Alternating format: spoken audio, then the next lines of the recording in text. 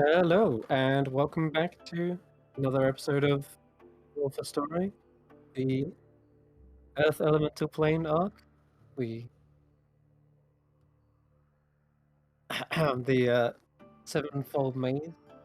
So last session, you guys managed to actually get further and further into the first level of the maze, and you'd taken the guise of one of the slave drivers who were in charge of a chain gang and also in charge of basically recruiting more from the material plane.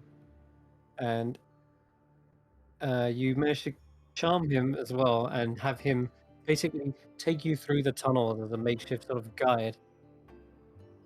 There was also another individual who sort of tagged along, strange little armadillo who had found you guys and seemed to take curiosity.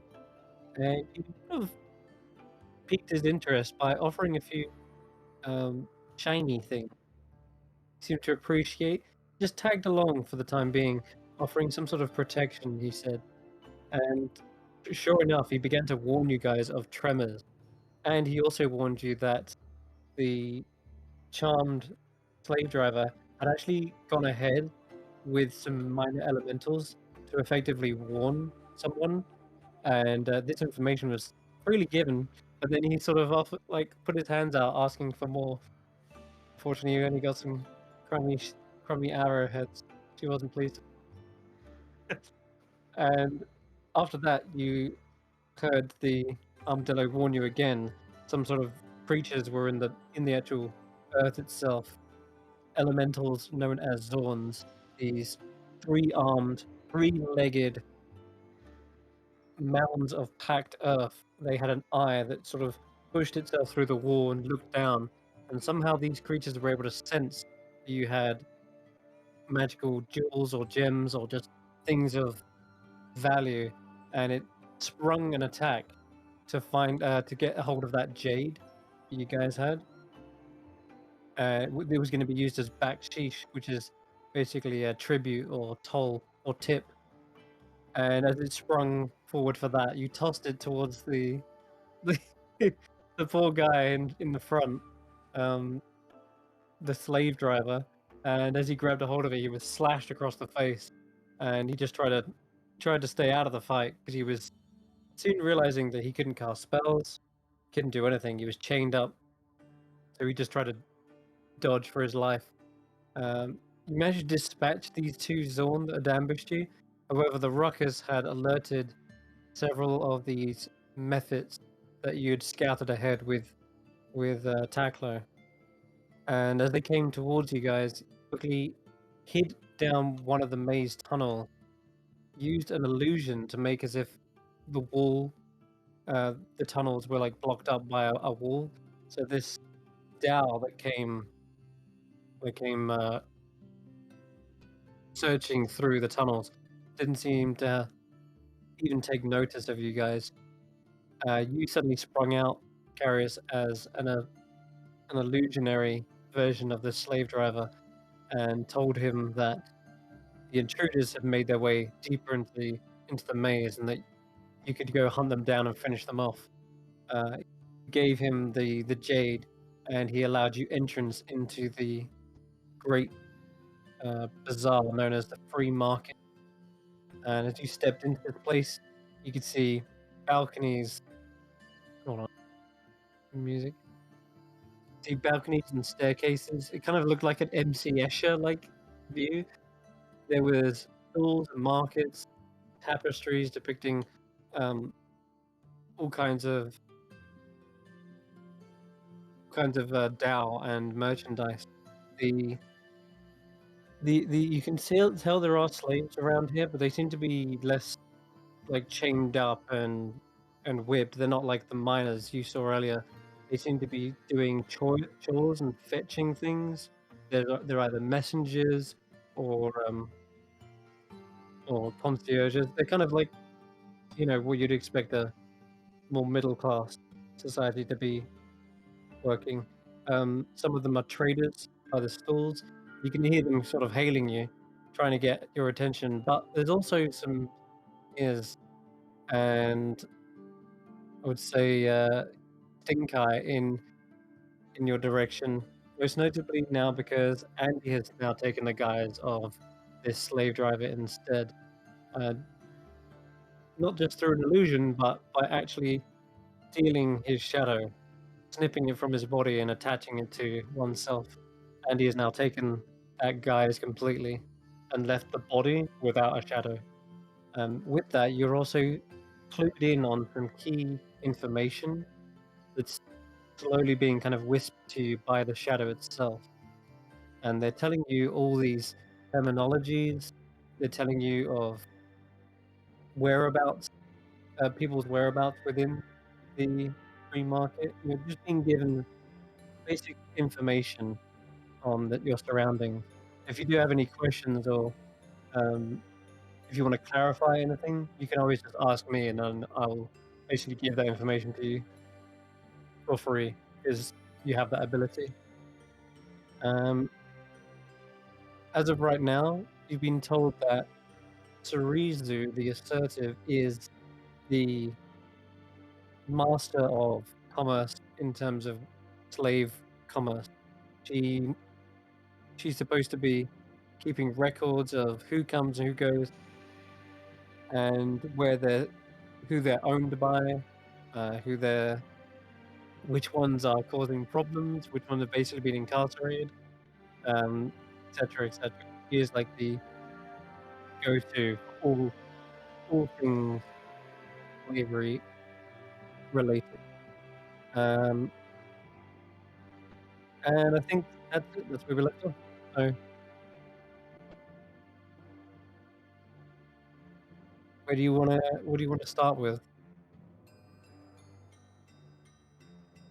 That's a good question, but I think at this point, Andy knows more than most of us, so I think they need to lead the way. So Karis is just going to look at Andy. I mean, considering we wanted to go speak to this woman, didn't we? So I would suppose we would head there. Okay, so you know that to get an audience with her is a bit tricky. She would be one of the higher up now in the council, and get an audience with her, it it would be a lot trickier than just walking into an office and knocking on the door. Uh, could try talking with some of the other lesser slave merchants first, see if you can find an angle, but you know that the person you are in the guise of, this slave driver, has never even met this person. They've always answered to another higher up. I mean, do Sorry, we know a if lesser higher. she has some kind of like secretary or something like that, or like a I don't know some kind of goon or whatever that we might be able to kind of chat to. Yeah. All around you, there are actually stalls. In fact, actually, I will say there's probably an actual central area where these slaves are being traded off, and it's deeper into the free market. So you'll probably be heading in that direction to begin with. So, but yeah, as you're going, the scents are of kind of earthy, like clay scents. You can smell food as well being cooked. Some strange sort of meat are on a grill, and people are trying to like peddle these exotic silks and materials. There are jewelers. In fact, everywhere you look, people are adorned in gems and jewelry. Mostly the Tao, of course. Slaves are sort of wearing more simple garb, and No diamonds, though. no diamonds. Nope. Dang it. Still just as rare as the well, as rare as the sun is in this place. That's for sure. Check. Okay.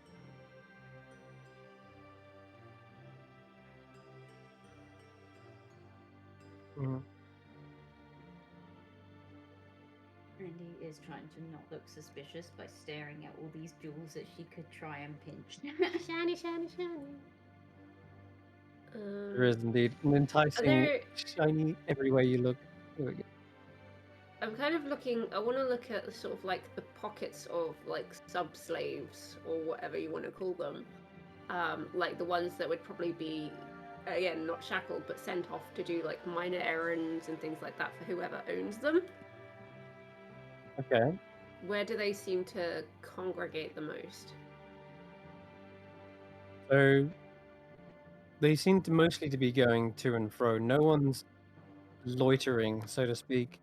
If they were, you'd reckon they'd probably be punished for tardiness. And so none of them stop that you have a chance to like get a good look at. But there are some traders who are standing still, and you can probably make out your perusing wares and then have a look at them. And you're saying you're looking for like any sort of Just want to see markings. which ones are more inclined, like which people are more inclined to speak to the slaves rather than the owner of the slaves. Gotcha. Yeah, I would say that depending on what kind of race you are, would probably have some sort of bearing on that as well. Not everyone gets an education down here, so they probably speak their own native language. So being you kind of present as human most of the time, but um, if people catch Right, an it is eye a of normal your human, half yeah. elf heritage, then you'll probably see there's not many elven slaves. I will say that though. There's not that many human either. Most of these slaves are dwarven, goblin, minotaur. But I will say that along the way, eventually, you do start to see some human slaves, and they do seem to look in your direction.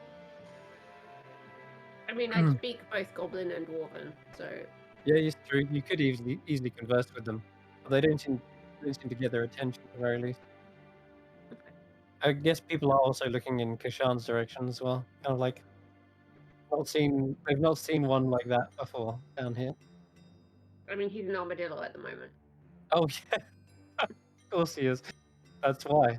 Uh, yeah, quite a large armadillo.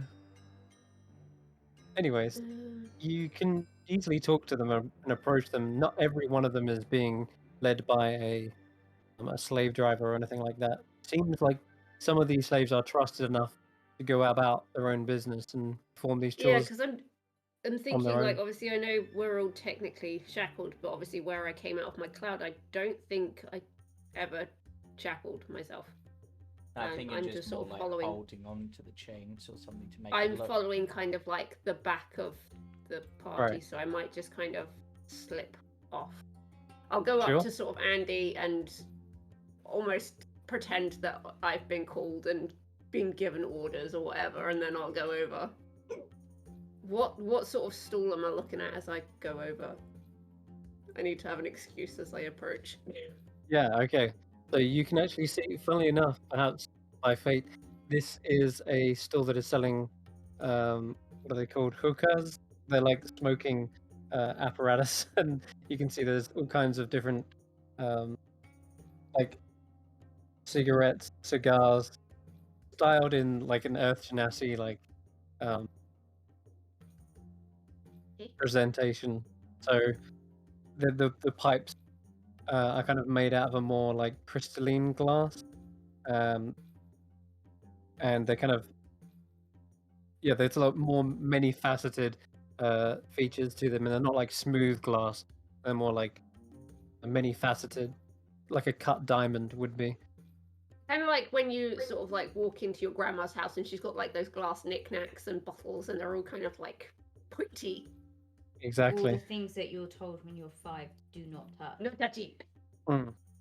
There's a very strong scent coming from here because of all the incense and smoke, and you can see there's actually different colored vapors as well. It seems some of them have these they called like a sediment at the bottom of some of these glass.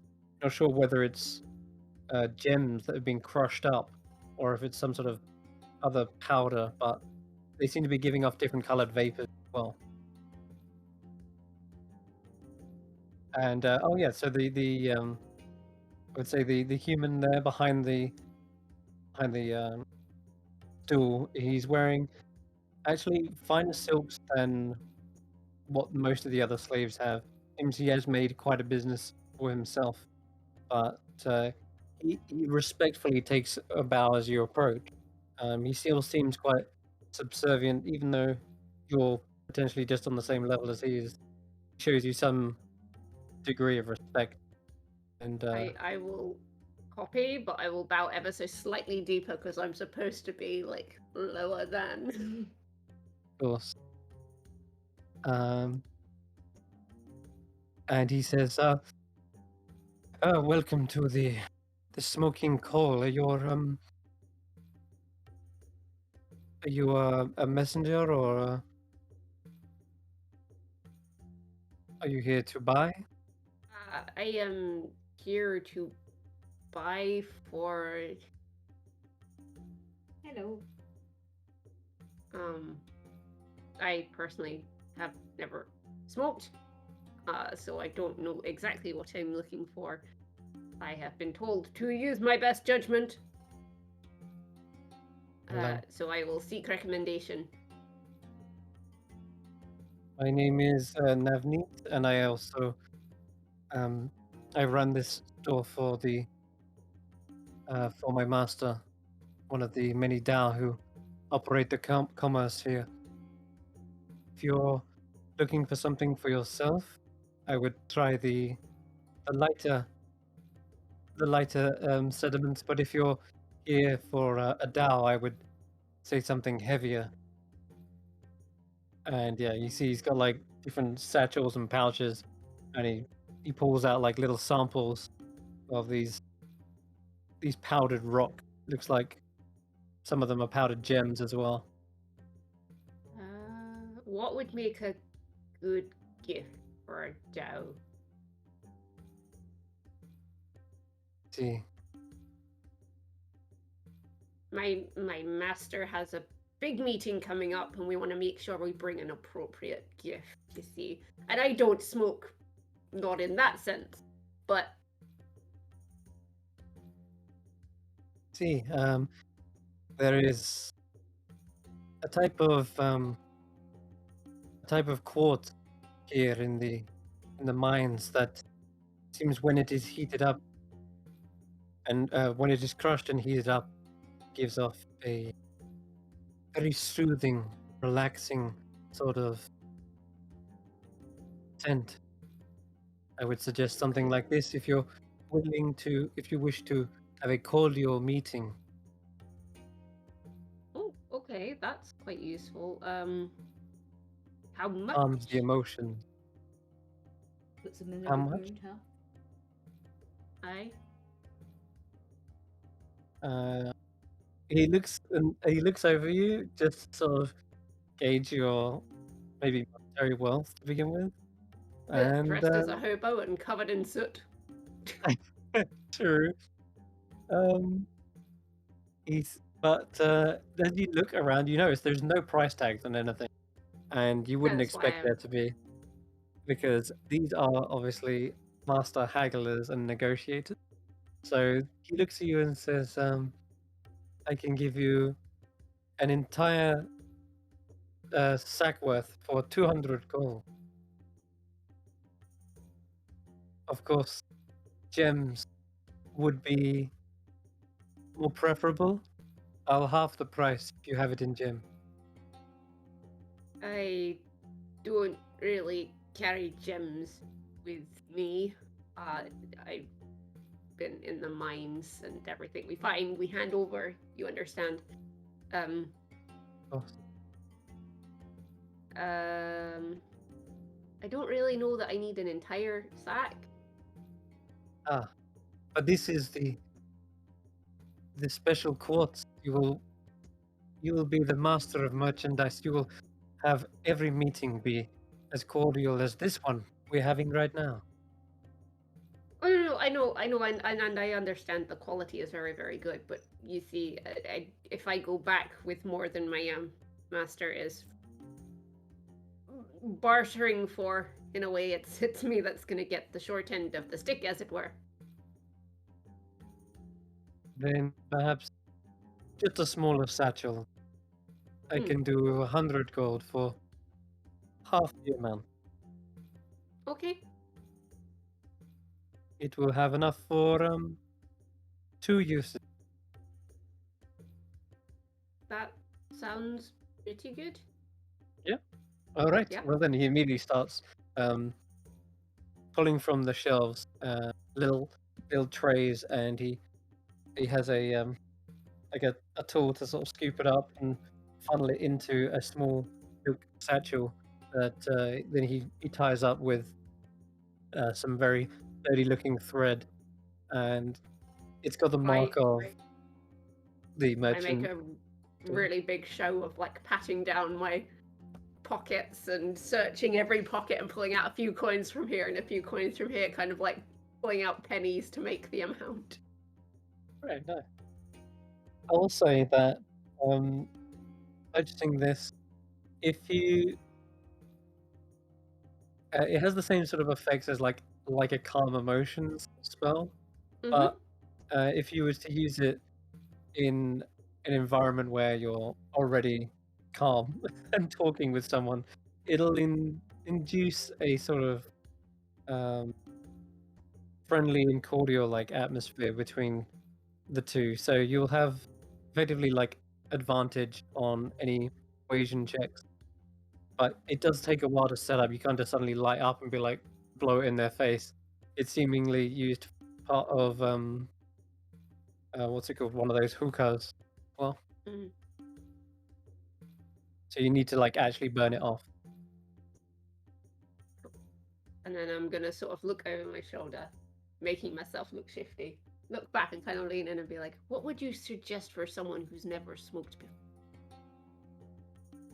And I would say you just have to try it. Sometimes you'll cough a bit, you'll get used to it though. But here it's unlikely you'll find someone who has never smoked before, unless you're not from around here. Are you a new No. arrival? Yeah, I'm new down here. I don't. Huh. Take a small breath, but honestly, for first timers, it's always going to be a little bit uncomfortable, unless you're Oh, used to that's smoking other basically. things. How long have you been down here? I've been down here for at least 17 years, I would say. A long time. How do you deal with the gravity here? Gravity is everywhere you go. This is a normal as it would be on the material plane. Oh no, I know. But like going through the tunnels and stuff, it's sort of weighs me down, and I'm trying to not get reprimanded for being too slow.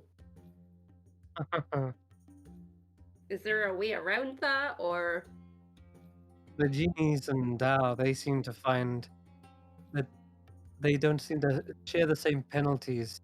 It's almost second nature to them, being from here themselves. I suppose they are one with the earth, one with the gravity of this place. But for us, there is no escape. That gravity is a constant reminder that there is no escape for us. We are always pulled down, crushed beneath the weight of the others above us. I'm afraid, just get used to it. Hmm. The weight of this place applies to all. But you seem to be doing all right for yourself down here. Indeed, I have. I have thankfully found a market that is still thriving. Others, less so fortunate, they have broken under the weight of the gravity, and they've been thrown back into the mine. Yeah, not pleasant. If they are of no Um, use, then they are tossed towards the manual labor side of things. I see. But so Great. he Well, seems to do well because he's in a popular type of business. well, thank you for your help. You've been great. course. They should get back. Right. Don't buckle under the weight of the Tao. Stay strong. Never gonna happen. And I'm gonna Rosie back. All right. Yeah. Again, he takes a deep, effective bow. Lets you on your way. Catch up to the others. And yeah, you can write in your inventory something like quartz dust. You will still need a hookah to be able to actually smoke that. I'm immediately like just gonna sidle up to Carrius and just stick the pouch in his pocket. I'm sure you have other ways you could probably burn it off, but I was thinking. Okay, quartz dust. I'll add that to my sheet. but he probably should have sold you one. He probably would have offered you one, but they're really expensive. They're like probably upwards of like probably like 600 gold on the low end, and like 2,000 gold on the high end for what these are, because there's some of them are made out of like, very valuable I mean, crystal material. you probably could just like burn it in your hand and. You And get then your burn- own. There's another way of getting it spread around the room, and it entails Carrius. Oh, Okay. All right. The dude can Um, fly at a speed that is ridiculous. yeah. That is true. Is Like, if you've ever seen the science experiment where they throw a bunch of flour in the air and then Oh, like God. light a match and it just goes. Yeah, that's dangerous. Yeah, Indeed. could you imagine? Like, is there you any? mean- oh, go on. I was about to say, is there any cool shops about? I guess anything that looks like tools, magical item, Magical items, most tool- likely. Yes. or Tools. magical tools. Yeah, absolutely. What kind of tools are you looking for? I don't know. I'm just perusing to see if there's anything that can benefit us down here. Not necessarily in fighting, but more in survival aspects. Like, obviously, there's crushing rock. Like, maybe, I don't know, is there any sort of equipment that would help Yes. stop Okay. someone from, I don't know, being knocked prone from seismic activity? Okay, sure. Yes, Stuff there like is. that. Yeah, okay, sure. So you actually see that there's a vendor that looks like it's just selling fabrics and silks and leathers. But then, as you just pass by it, you can see that there is a big pair of boots with what looks like encrusted gems along the bottom. They seem to like pulse and glow, and you see the shop owner notices you looking at them, and I start off by getting on my knees in front of Andy and like I'm groveling. I'm like, "You need to unlock me. I can't unlock myself. It'd look weird for a slave to do that. You need to unlock me." I will unlock him. And Elias takes off to the stall. sure. Andy's So you see whistling. Right. there is a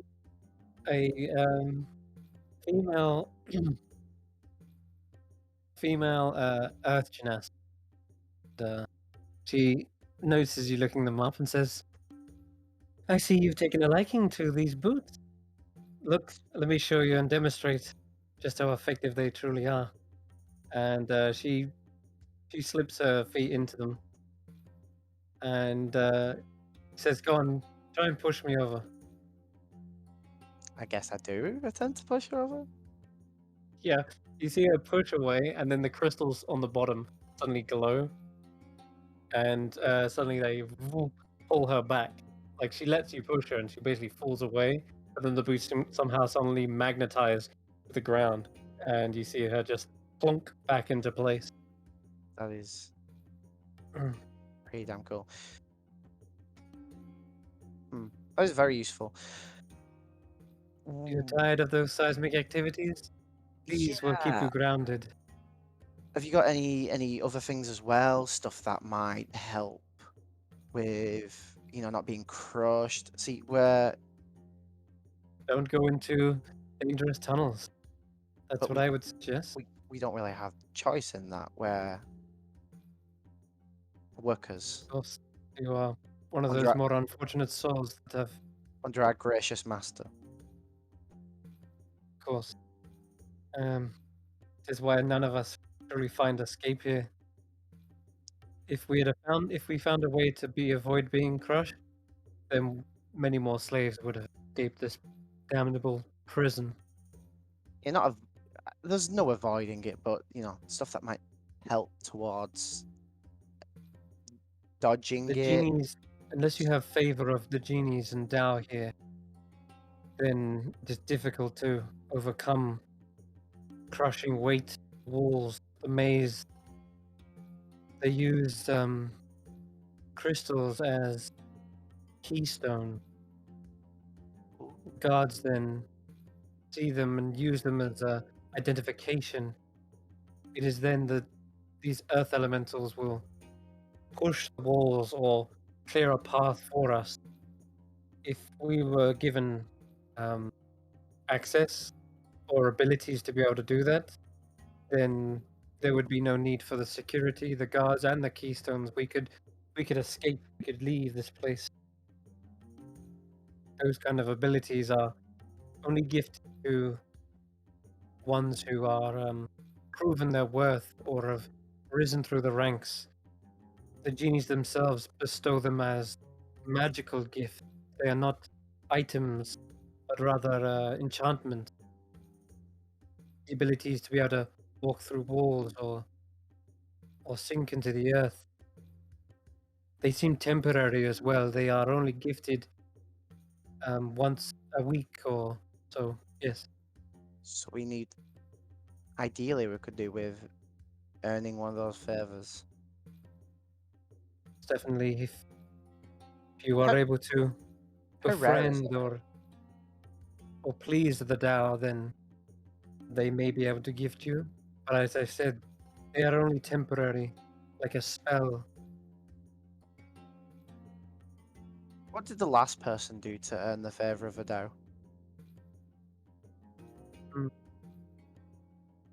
There is a Just so I know what kind of thing I would have to do to gain favor. master weaver who is able to weave silks of finest qualities. There is musicians who are able to uh, bring the joys of otherworldly music to their ears. There is jewel crafters, accountants.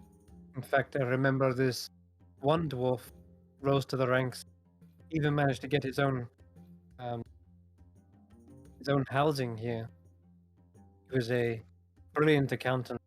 He was able to effectively improve the business and formulate a strategy for all kinds of financial benefit for the Dao.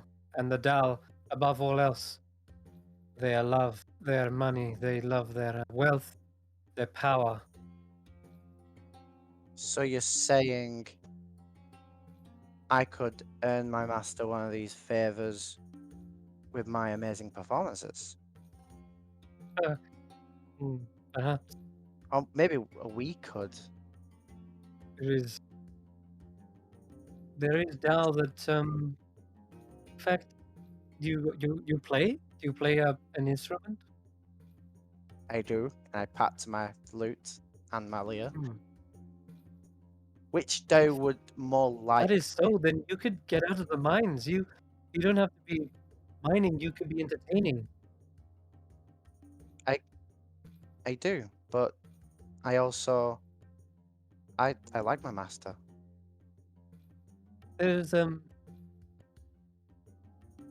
well that's good as well, I guess. But if you're a loyal entertainer, there is the Dal even collect these entertainers as sort of like trophies, and they even pit them against one another in sort of um, battles of bardic beats, shall we say? Which has there been any looking for an entertainer as of recently? Yes, it depends on the DAO. Some of them are collectors. Some of them just go along for the show, but sometimes they will uh, collect them, train them, and they vie for the Great Khan's eye or favor. So there's usually these competitions. Sometimes there's direct like versus matches. Sometimes they are a more grand competition to sort of entertain the Great Khan themselves. Okay. I will let my master know that. These boots, then, considering they're probably our best bet to help one of us out, because we've had some nasty situations recently. How much would they go for? By chance, do you have a pickaxe? Mine got broken. Sorry, a Or- pickaxe. Or do you know where I can get a pickaxe? Normally they're given as part of the job, but if you want a finer pickaxe, Yeah, I one made want. of stronger alloys, then I guess it depends on the DAO who's providing them. But yes, you can purchase stronger pickaxe. Yeah, okay, that's good to know. In Ones case we. that also detect um, surrounding mineral veins as well. Some of them seem to be attuned to certain metals. Cool, cool. It's Yeah. a common spell, the DAO know, and the Charisma as well. They enchant the pickaxe for the miners to work with. Ooh, enchanted pickaxe. Yeah, so the boots. Yes, of course.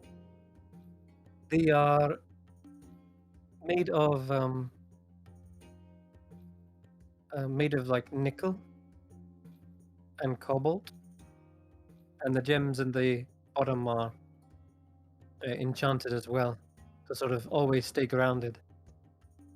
But these magnetic metals will help you avoid being knocked over, especially down here. But yes, you are looking to buy. I'm looking to see what the price is first before I go about buying. Okay. They look you over. To be fair, I am in decent armor.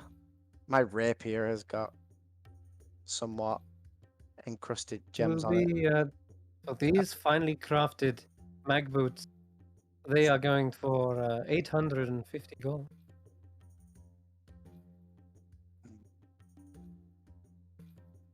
Surely we can come to some sort of agreement to bring that down a bit.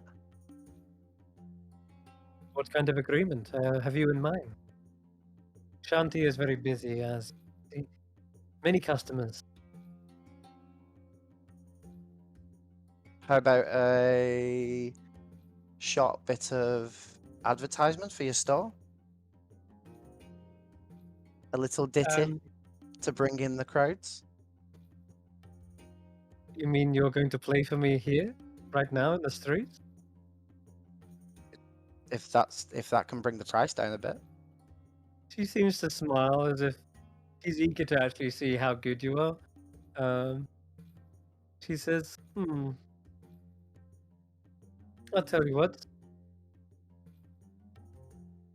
For a day's work here, if you can bring me enough customers, say at least you can bring over at least another dozen customers before I close shop, then you'll have yourself a discount. Right. One moment, I go back to Andy and explain everything. So there's boots that can stop us falling over. Might be pretty decent in a bind. Not necessarily for me, for any of us who might have issue down here with keeping on their feet. They'll basically make you immune to the prone condition. Yeah. But I might have to do some performing to try and get them in some customers to reduce the price. because 800 seems a bit steep. 50. 850. Mm. Am I alright doing that while you guys peruse? How long do you think you need?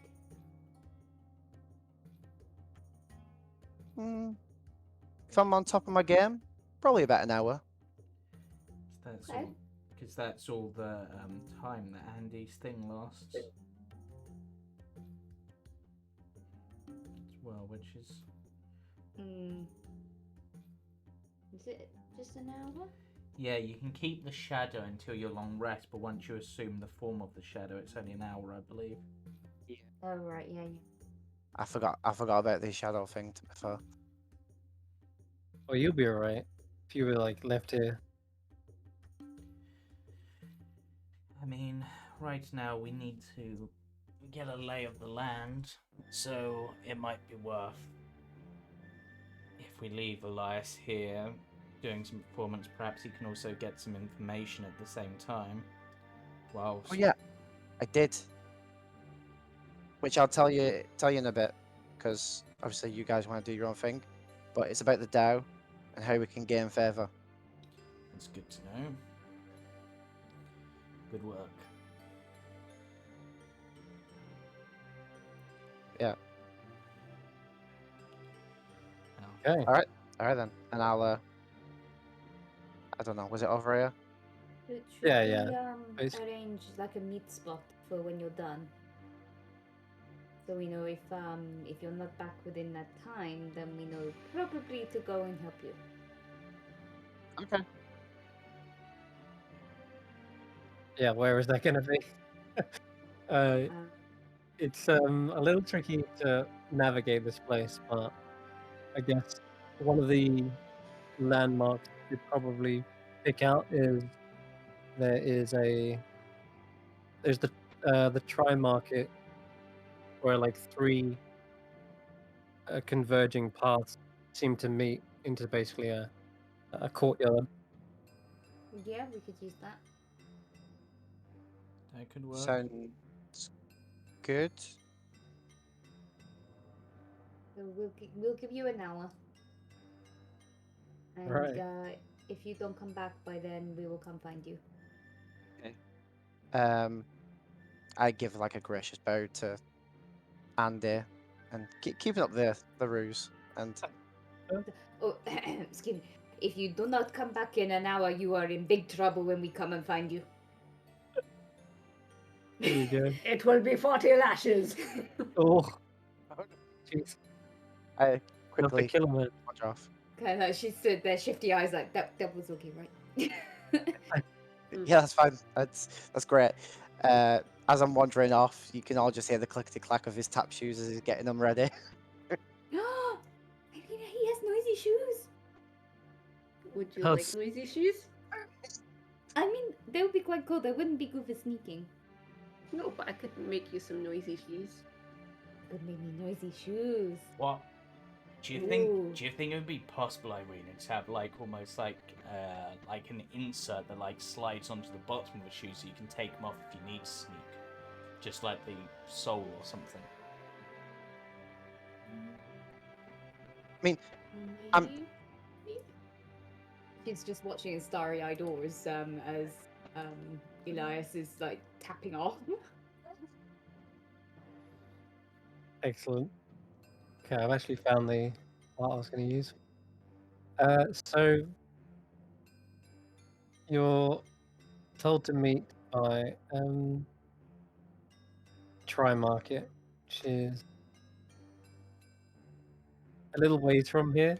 There will be a roll to like see if you actually navigate to it later, but for the time being, you're able to stay here and perform your little dance. Do you want to give me a performance check? I will. And Shanti says, "All right, let's see if you really have what it takes to perform in these Battle of the Bards." Oh my goodness. You just explode into dance and music. And you know what? I'm Tapping is actually quite a cool. I don't know. I would see it fitting in a world of DAO Yeah, I'd get imagine the sound like of percussion you and on the stuff. ground. It's a music that actually. Even the blind would be able to feel the performance. To, If that I'm, makes I'm, sense. yeah, I'm probably tapping. I'm probably going up and down the pillars. I'm probably like jumping from pillar to pillar sort of thing, and basically directing people to this particular stall and its amazing wares. I might even add in like seeing what they've got as I'm doing my performance and adding in like what they've got into the song to try and drag people in. all right, yeah. People are definitely stopping and being completely enamored by the dance going on, and the sounds of it tremoring through it. It sounds like every now and again you hit like hollow sections of pillars or stairwells, and they seem to echo, creating more of a radius in which people can hear you. And yeah, you start to gather a small crowd, and by nature of that, eventually some of them are looking at the wares, start to come over. You can roll me um for rolling a 29. Yeah, you can roll me a d10. 10, Mm-hmm. 9. Oh yeah, you're gonna smash this easily. Already nine of these people have bought, then they've now become customers, and you can already see Shanti has to suddenly pull herself, even her own eyes and ears, away from the performance, and is like, oh yes, certainly, let me serve you. And she's having to sell these leathers and silks, um, but she's kind of tapping her own feet to the beat when while she's selling it in this really upbeat mood, which normally this place is kind of quite dour and somber, knowing that everyone's just trying to survive down here. But you've brought a bit of joy as well to this place, and yeah, there's laughter and joy for once.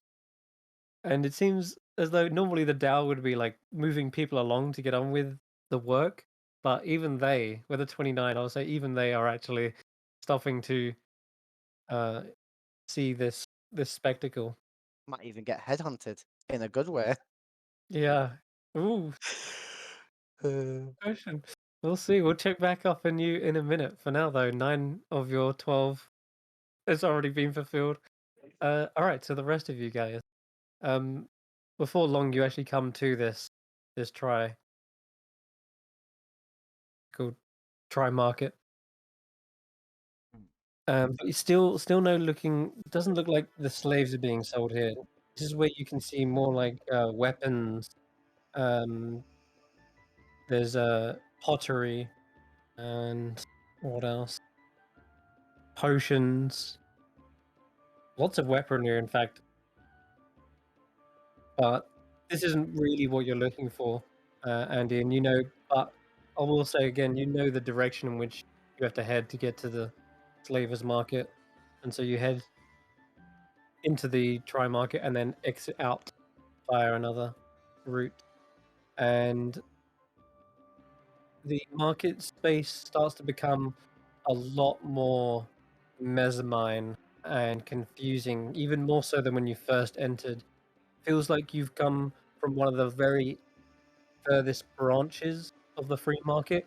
As you get in further, all of these routes are tangled together in balconies that overhang, staircases that lap and loop, and you've got pillars coming down from every direction. You've got lights that are glowing gemstones sitting upon these pillars, giving this um, dazzling, almost kaleidoscope-like effect. As you enter into the free market, everything seems to shift and turn as you kind of go up these spiral staircases that turn you upside down onto the walls, and for long you're staring at something akin to like this. I wanna say, let me get the art up into the front. You got big, heavy stone walls, and then sometimes they're supported by smaller pillars of wood. Is as I said, like the further you get, the more complex and labyrinth-like it becomes.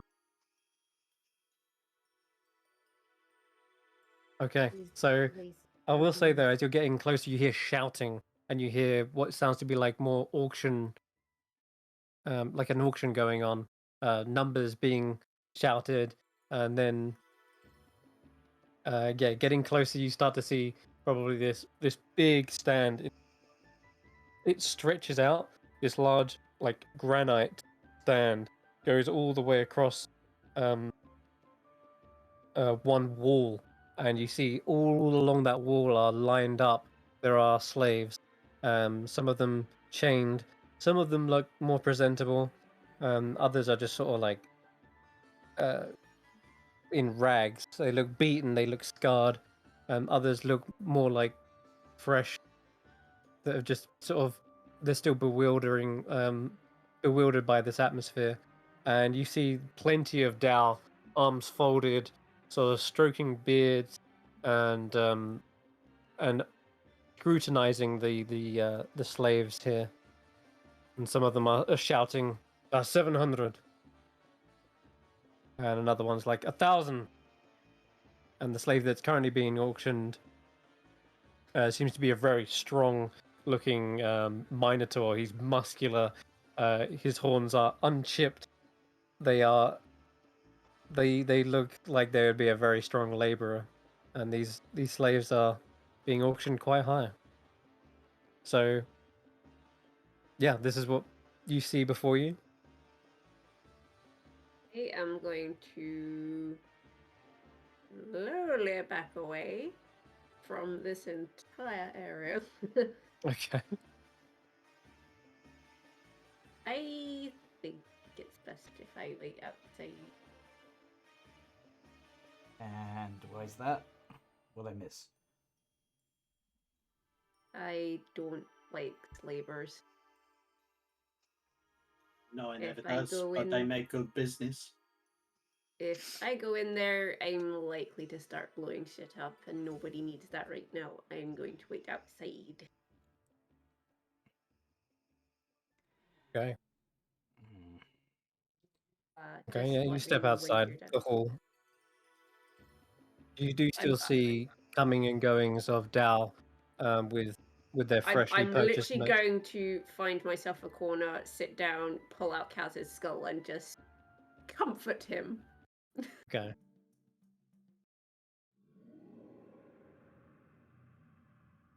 What about the rest of you? Karis is like, just sort of like, Just staring up at them. yeah, just like, Alright. Come on, you can hear in Terran again, the kind of rumbling earth of this large Dao's voice, shouting, "Come on, look at him! This is a beast of, not just a beast, but a god of muscle and flesh. You could easily see him outpacing all of your other miners. Come on. I Or saw. perhaps you want him building your new estate. He can lift probably 3 pillars of marble, one balanced on his head. And you see another one raised, like, all right, 2,000. That's more like it. You just see the Minotaur let out a gruff snort. Like steam exhales from his nostrils. Karis sort of considers this and then sort of leans over to Andy as everyone else has wandered off at this point. It's just like, I wonder what would happen if someone was to beat that slave, like in like a fight, where the value would go. Why? What are you thinking? Well, Are you thinking of going up against the Minotaur? No, I was thinking we show how mighty Kashan is. But Kishan is a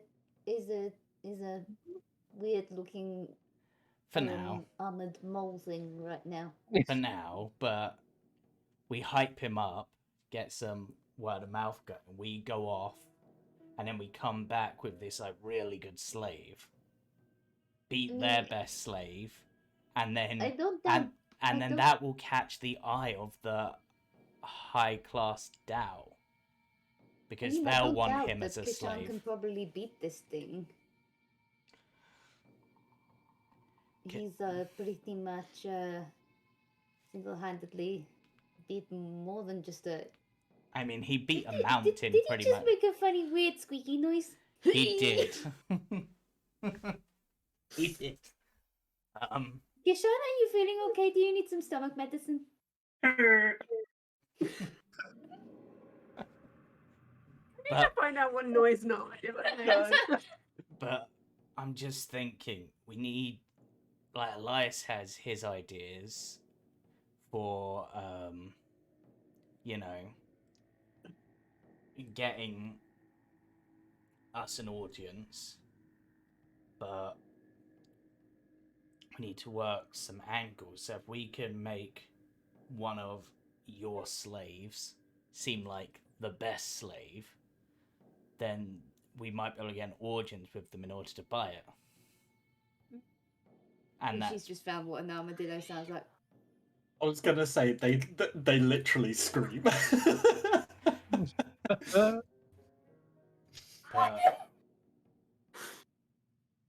Just an idea. Okay, question answered.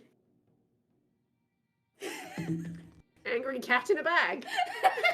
Sounds about right. So right for Kashan. Yeah.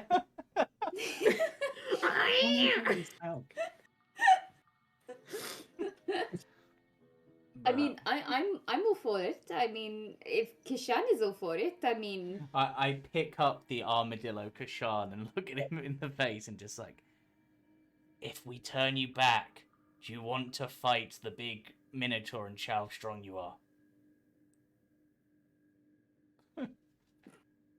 Just screams. I'm gonna take that as a yes. And of then, course, maybe don't necessarily kill the Minotaur. I mean, I doubt he's done anything wrong himself. He's a slave. just show him how much stronger you are, despite not looking at him. I mean, I bet. Show them that big godlike weird creatures are not always the strongest and the best. Like, I bet we could even get like a bet going on it. Actually, that's a good question. Carius is gonna sort of wander over to one of the people selling and just be like, not selling the Minotaur, just probably selling another slave somewhere, and just like, my master has asked me if there's anything, such a thing as a fight pit to test the slave's strength. Ah, yes, of course there is.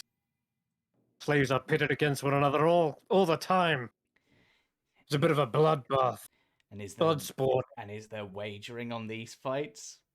Oh yes, many bets. That's the whole point. If it wasn't, the Dao aren't just bloodthirsty. They're looking to get rich.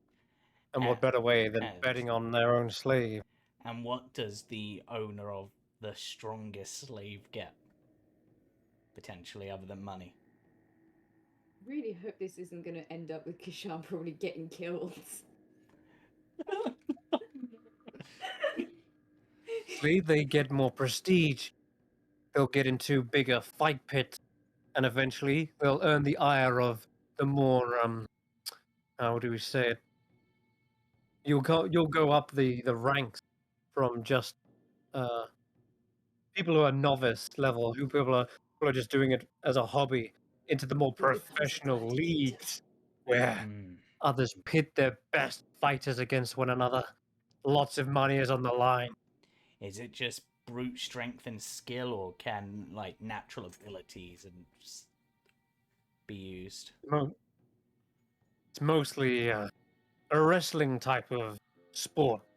There have been the occasional more dexterous types.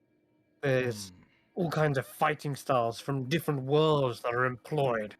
Anything goes. There's not really any rules, but there is one, and no weapon. That's fair.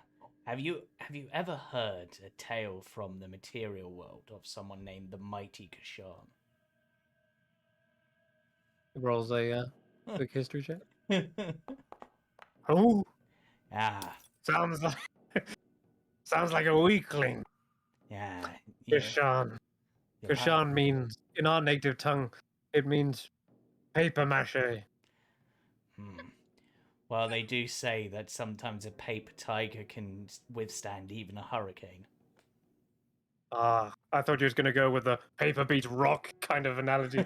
No. But you know, that would have been better, I've got to admit. I'll remember that for next time.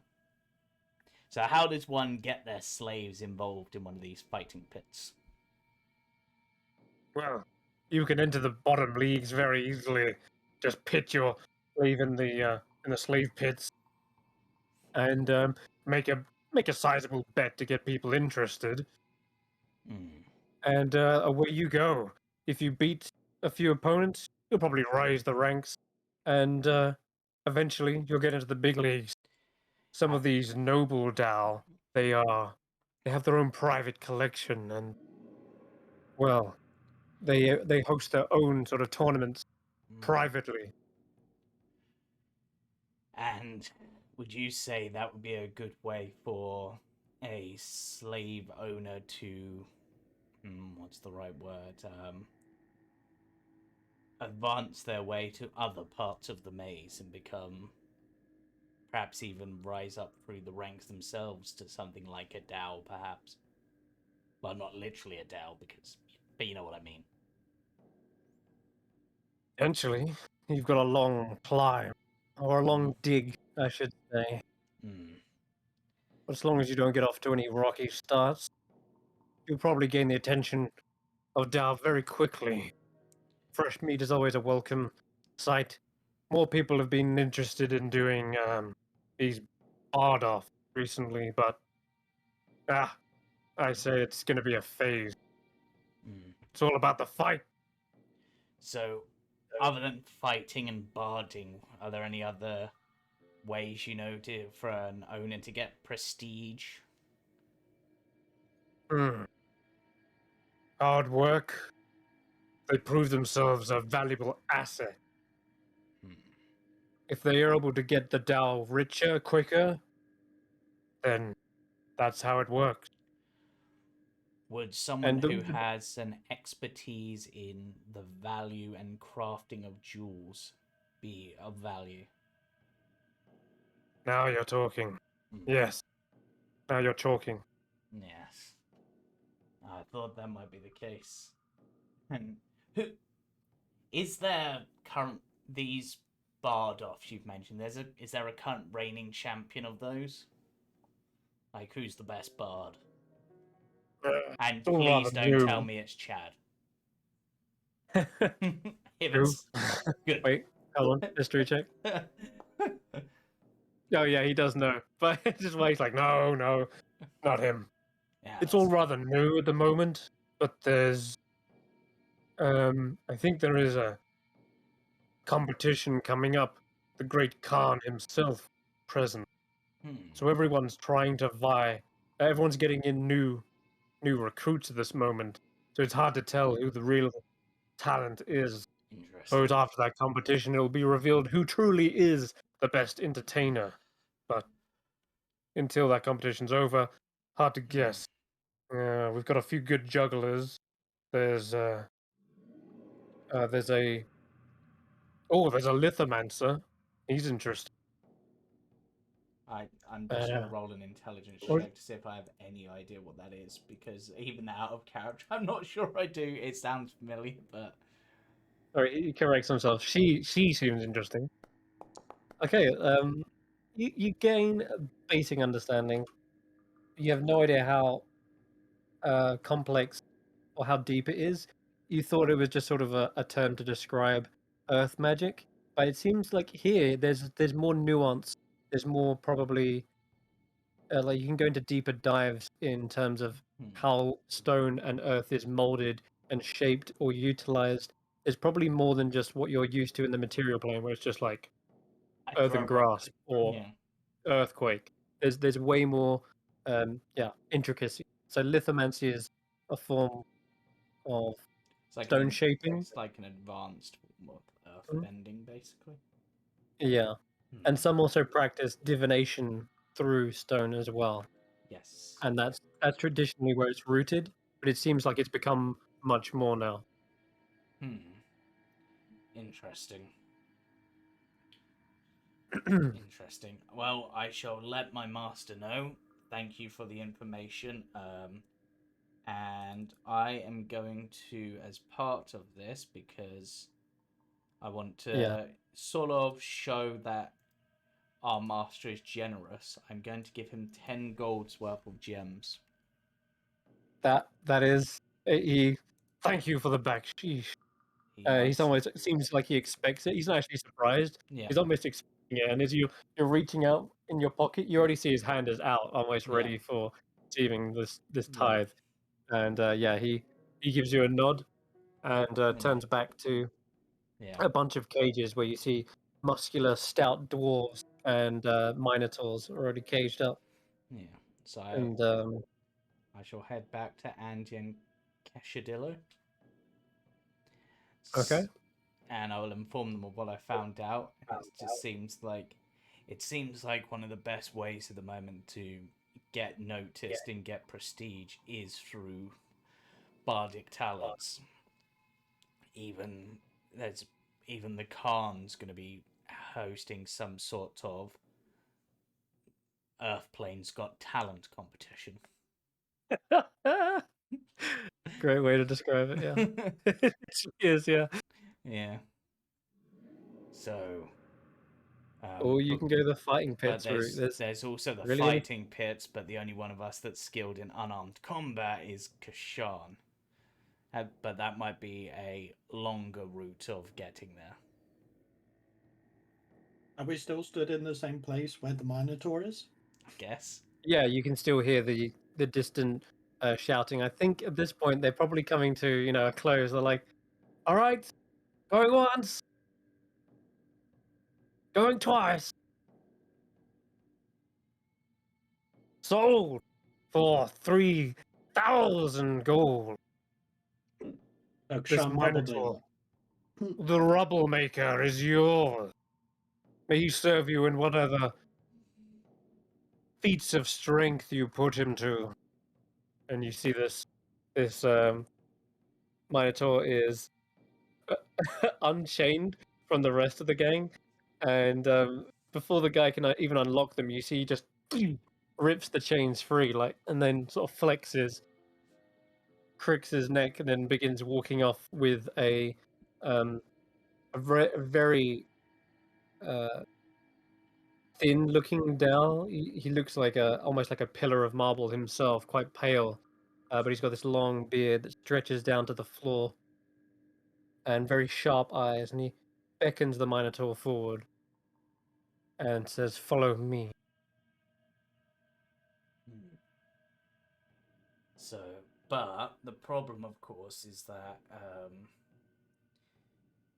time is an issue. We're not going to be able to do a lot of anything unless we can.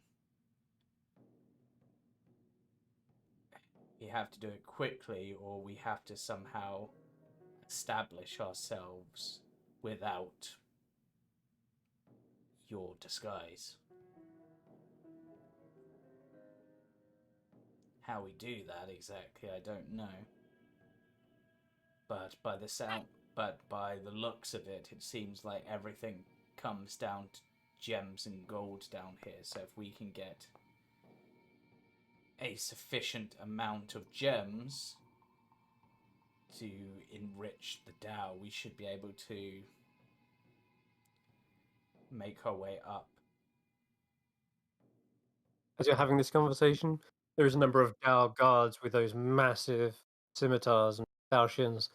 Their arms are folded, and they seem to be scanning the crowd. Their eyes do sort of glance over your group for a moment, but they seem to continue scanning the group, the crowds. It's unlikely they can hear you from here. Yeah. But you do see that there are constant monitoring of slaves in this area, making sure no one escapes or tries to make a run for it. And I think the only way we're going to be able to advance our way through the maze to find what we're looking for, Karis lowers his voice as he notices these guards, is... Oh God, it's the Hulk. That's just like as an example. Yeah. Guy looks like. Is through one of the gaining this prestige, it seemed important down here more so than. And I think, to be honest, as much as I trust fully in Kashan's fighting capabilities, I mean, he pretty much brought down a mountain solo. Armadillo screams at the thought of fighting a Minotaur. I'm going to roll an insight to see if I can tell what sort of inflection that scream has. Like, is that a happy scream? Is it a scared scream? Yeah, it's a terrified scream. Considering some of the stuff you fought, really? Yeah, that's a big boy. You fought a literal mountain. Man's called the Gravel Maker or some shit. Yeah, and you're the mighty Kashan, breaker of mountains. You have your own theme song. Blue dragons, a beholder. What else have we got on the list? And a free tea. And a free tea. A Minotaur that can call me mean names at the same time. What words that? Sticks and stones. I mean, allow me to finish. Sticks and stones may break my bones, but that's a big fuck off Minotaur. yeah. But the thing is, he's a big fuck off Minotaur, but he can't do any damage if he can't hit you. You're small and agile. You could give him the old doo-doo, and then dodge behind him and go doo-doo again. I know how to beat him, I just don't want to kill him. Oh, sorry. In Armadillo. You know, we really need to get you turned back, as cool as it is for you to be this awesome. Ah! Yeah. To be fair, can't he be understood in any language? That's Isn't that the whole point of his tongue? Yeah, he can understand any language. I can understand anything spoken to me. Yeah. But he's so I can understand what you're saying, but yeah. But I I'm also just thought you screaming could at you. convey as well and be understood. But I think it's only if he speaks I a language can. and he's not speaking a language. I can only speak Armadillo. Fair enough. Because I'm an armadillo. Yeah. So as I was saying, What do you think, Andy? What should be our... Do we want to try to work our way with this whole bardic angle and get some gemstones, so perhaps we can establish one of us as a slave owner rather than... If that makes sense. I mean, I think doing the bad thing is probably a good bet. I mean, Kishan, you're awesome, but I don't want you dying. Yeah, we kind of came down here for you to get enlightenment, and as much as I'm sure death could be enlightening, what I will say is, end here. just for clarity, there's a big competition that's coming up, so that's one thing you could prepare for. But the slave pits and fighting, that's always going on. Yeah. So you could gain quick reputation by doing that, and then we could get play into the competition as a big step up. So we could get do both. What I'm saying, if you want, yeah, we could get some quick prestige and stuff. I'm thinking, considering, I'm just sort of considering our party makeup as a whole, and I'm just like, because obviously I can't keep altering self forever. I'm just going to burn through spell slots like mad. And Andy won't be able to do this again. And I very much doubt we like the idea of going around just offing people and stealing their shadows and to keep changing disguise. Think that's hilarious, honestly. I don't know if Irina will mind doing that, to be honest. I She think can that'd kill be them, I just steal their shadow. Oh. Speaking of Irina, we should probably get back to them and have them in the conversation. I mean, if that's what we want to do, then we probably need to find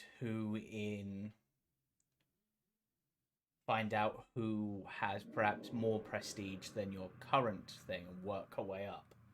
But again, the form only lasts an hour, you said, so it's going to be tricky to do that. So I will say, as you brought that up, you've got a DAO that you would normally answer to, and his name is Bosasif. Sif. Boris. The yep. He is the daring. Is this by any chance the one that we met in the tunnel? No, that was a guard who occupies the entrance between the mines and the free market. Bosasif is a proprietor of mines. He owns a number of different mines. So yes, by that nature, he owns a lot of different places. Okay. But that would be one DAO you already have contacts with in this form, really. So if we could get him before a disguise runs out, kill him, and steal his shadow, that would be a major rank up. Work your way up through by killing everyone. Crazy. I mean, technically, that's what the fight pit would be. It's would, yeah. It's just this way just we're a actually slight bit more dangerous, but yeah, totally. I mean, this way we're also getting information at the same time. Yeah, true. Got a number of different angles. I'm not gonna intervene. You can tell me what you would like to do, and you can, by the sounds of it, you can do a combination of all the above, as I mentioned. Yeah. I would imagine we've probably gone back to where Irina is by now. Yeah. But yeah. Okay, so you're all together, except Elias. Well, Still doing we're his all day's together. work. You know, between the bunch of us, we have an awful lot of charisma. So doing the bard thing isn't such a bad idea. And we could potentially also at the same time bolster Kashan's reputation by doing the Mighty Kashan as our entry. But as a group. We've got a few days before that, so I'm wondering if maybe we want to build up our reputation for the bard off by using the Mighty Kashan. Right. So, and then do both, yeah. Yeah, I see what you mean. That works. Yeah, it all depends if you're up for it, Armadillo. And that doesn't mean you're going to have to fight the Minotaur, I imagine. I mean, they might have to, but... You don't know what he was purchasing him for? Yeah. Construction? Mining? Andy, you said you could, you possessed some of this guy's knowledge and memories, right? I do, and you don't want to know half of it. Okay, that's fine, I probably don't. Residence? Place where he lives? Yeah, I mean, I would know that, wouldn't I? Yeah, he lives in the same place Bosasif lives. He has an estate here in the first level of it's called Within the Great Dismal Delve, which is a name that it's like an umbrella name for basically all the sevenfold maze and all inhabitants of the Earth Elemental Plane. Where, like, would the slaves also be brought in there? And everyone lives kind of in the same residence? So you would know that some of them are left in the mines. They are basically cornered off there and quarantined effectively, and they work either throughout the night or until they collapse. Some of them are given some makeshift shelters. Ones who have proven themselves, ones who have got more prestige, for example, like the person you've taken control of, he would have his own living quarters within the estate because he's a slave driver. It's not just a. And does he have any history of bringing in slaves that aren't mine workers? Is that something he's done before? Not normally, unless you've got a good excuse. Say, perhaps they're probably worth more than just miners. Maybe they have other expertise that they've discovered, but most of the time, Bozasif would have bought these slaves specifically for mining. He wouldn't normally buy them for entertainment and such. So you would need to sort of persuade him in order to gain a reason for you to bring them back. Oh. Because otherwise, normally he'd be like, "What are you doing with these slaves? Take them back to the mines." You know, it's what he would normally say. And in your head, you're hearing those words, Andy. You can imagine he'd probably be like, "What are you doing?" Because this isn't going to last. What if we pose to him that we came because he did die? We did what we could to save him, but we thought we should come in person and explain what happened. Tell the truth. I mean, it is a daring move. Exactly. It's like we know this is a risk, but we wanted to come in person and explain what happened and why he wasn't the one to bring us. But then why would a bunch of slaves turn themselves into... Because it was better for us to come to him than to end up with someone else. Or perhaps because we didn't want to get lost in the maze. I mean, we can try it. We've got nothing to there's lose. no better way to lie than to tell the truth. Exactly. It is. You're hiding a lie with honesty. Sure. So, he did die. I mean, I am in his body right now. He doesn't as have you're to saying know this, exactly how he died. as you're expressing this idea, Andy, you realize why he got the name Bozasif the Daring is because he's the only one that dares to send off his slaves that he's brought into probably the most treacherous and dangerous areas. No one wants to go mining in somewhere dangerous because you lose slaves and you don't get anything for it.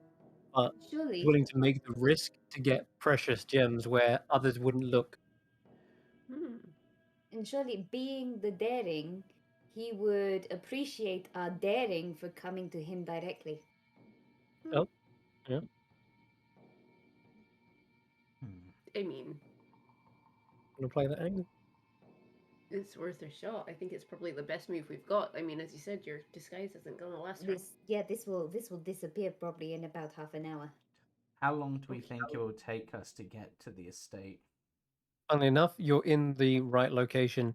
He's often perusing the slave market to try and get more miners. But you're actually in very close proximity to his estate.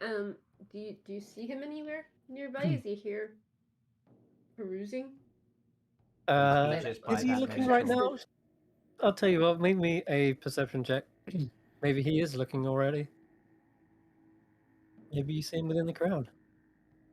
Maybe he bought the Minotaur.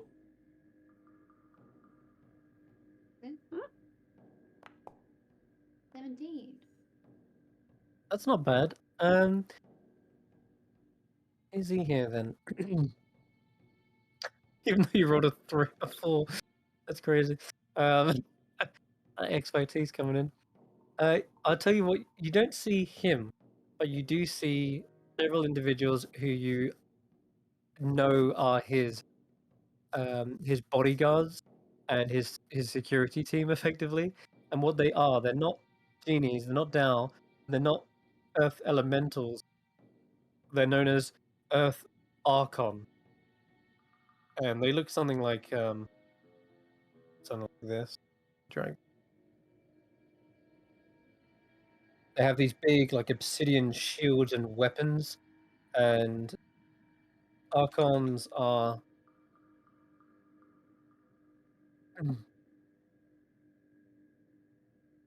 they're tasked with protecting the DAO, and they're normally a powerful workforce, normally for security and such.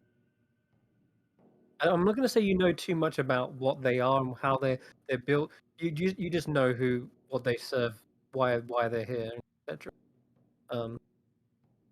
So yeah, they're probably keeping an eye on a number of slaves that they've just bought. You can see them, quite muscular types, none as strong as that Minotaur, but you can see them sort of arguing amongst each other in Terran, and they're grumbling with this gravelly tone, like, "Ah, damn it! We should have got that thing. We should have got that Minotaur. The rubble maker would have been perfect for excavating." And then everyone's like, "Yes, I know. We tried. We bid it already. 800. That guy bought it for, what was it, 2,000, 3,000 gold? We can't afford that. We would have been broke." And they just continue arguing back and forth.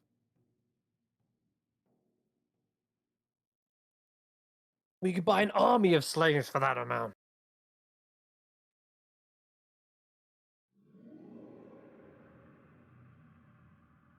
I think just to be safe, I am going to. Well, I can dispel this. I think on my own. Yeah, at any time you wish. I'm pretty sure I can dispel it on my own. Yeah. Unless any of the others have anything else they want to do which requires me to keep this up. No. Otherwise, think I'll so. just drop it.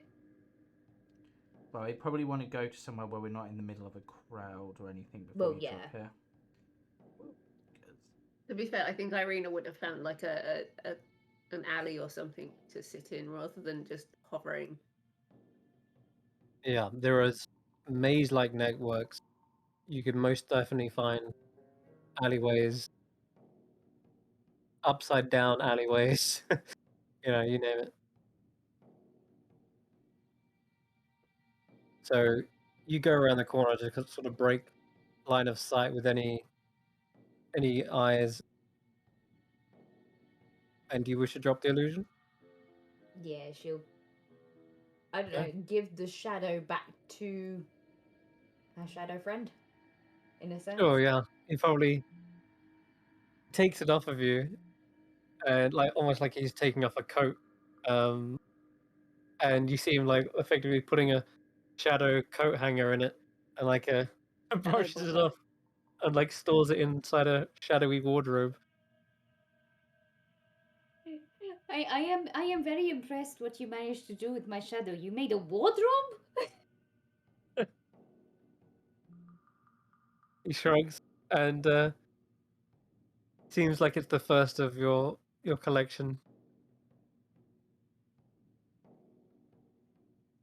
You see them like waiting, tapping their fingers, as if they're eager and ready for the next one to add. You enjoyed that, didn't you?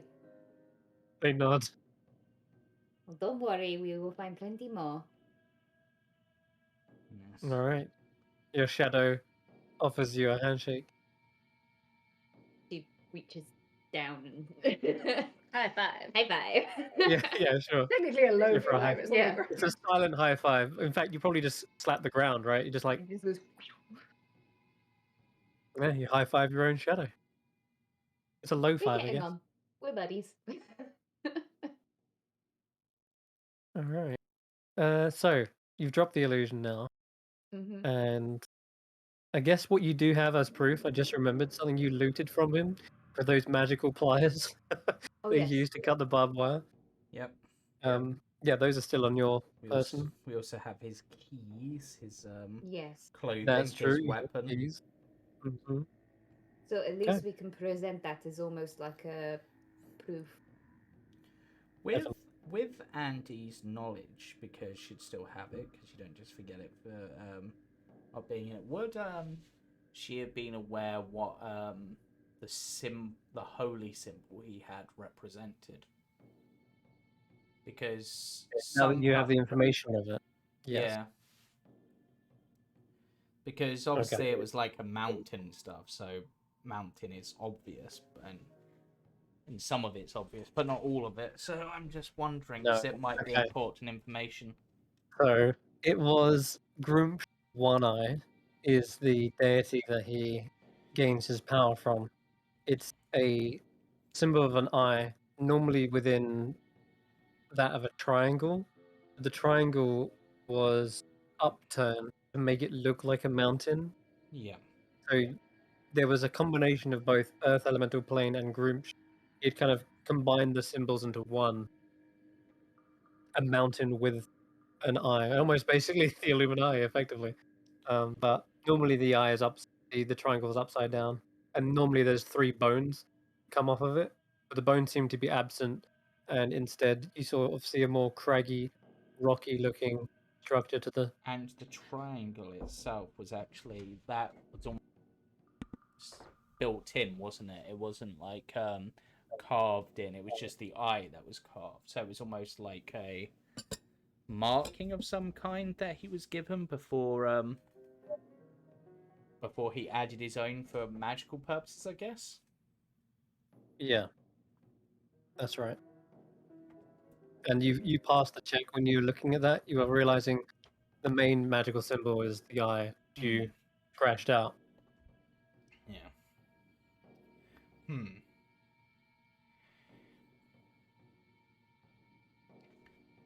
Okay, so I suppose we need to go get Elias. Yeah. Yeah. You do. Should go get him first. Yeah. Yeah. Okay. Yeah, you don't have to go all the way back. You just said you would meet him at the Tri Market. Yeah. Which I guess at this point, Elias, give me another performance check just to see how well you do in the latter part of the hour.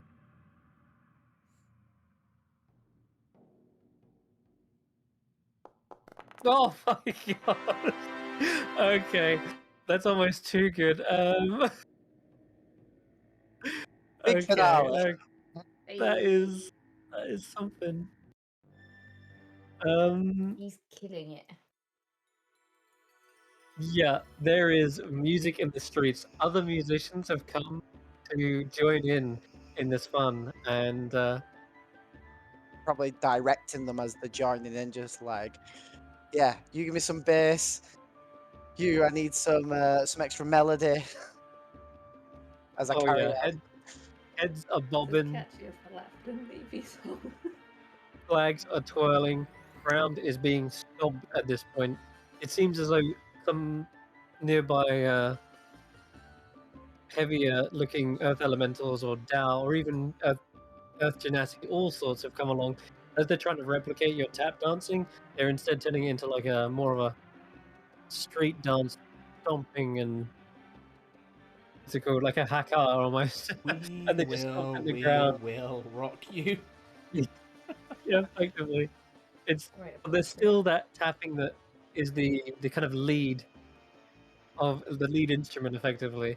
That's it's pacing the rhythm and the tempo and the overall beat. It gets so damn good that Dao have come over, and one of them looks down at you, says, "You have a remarkable talent for such a such a simple-looking individual as such as yourself.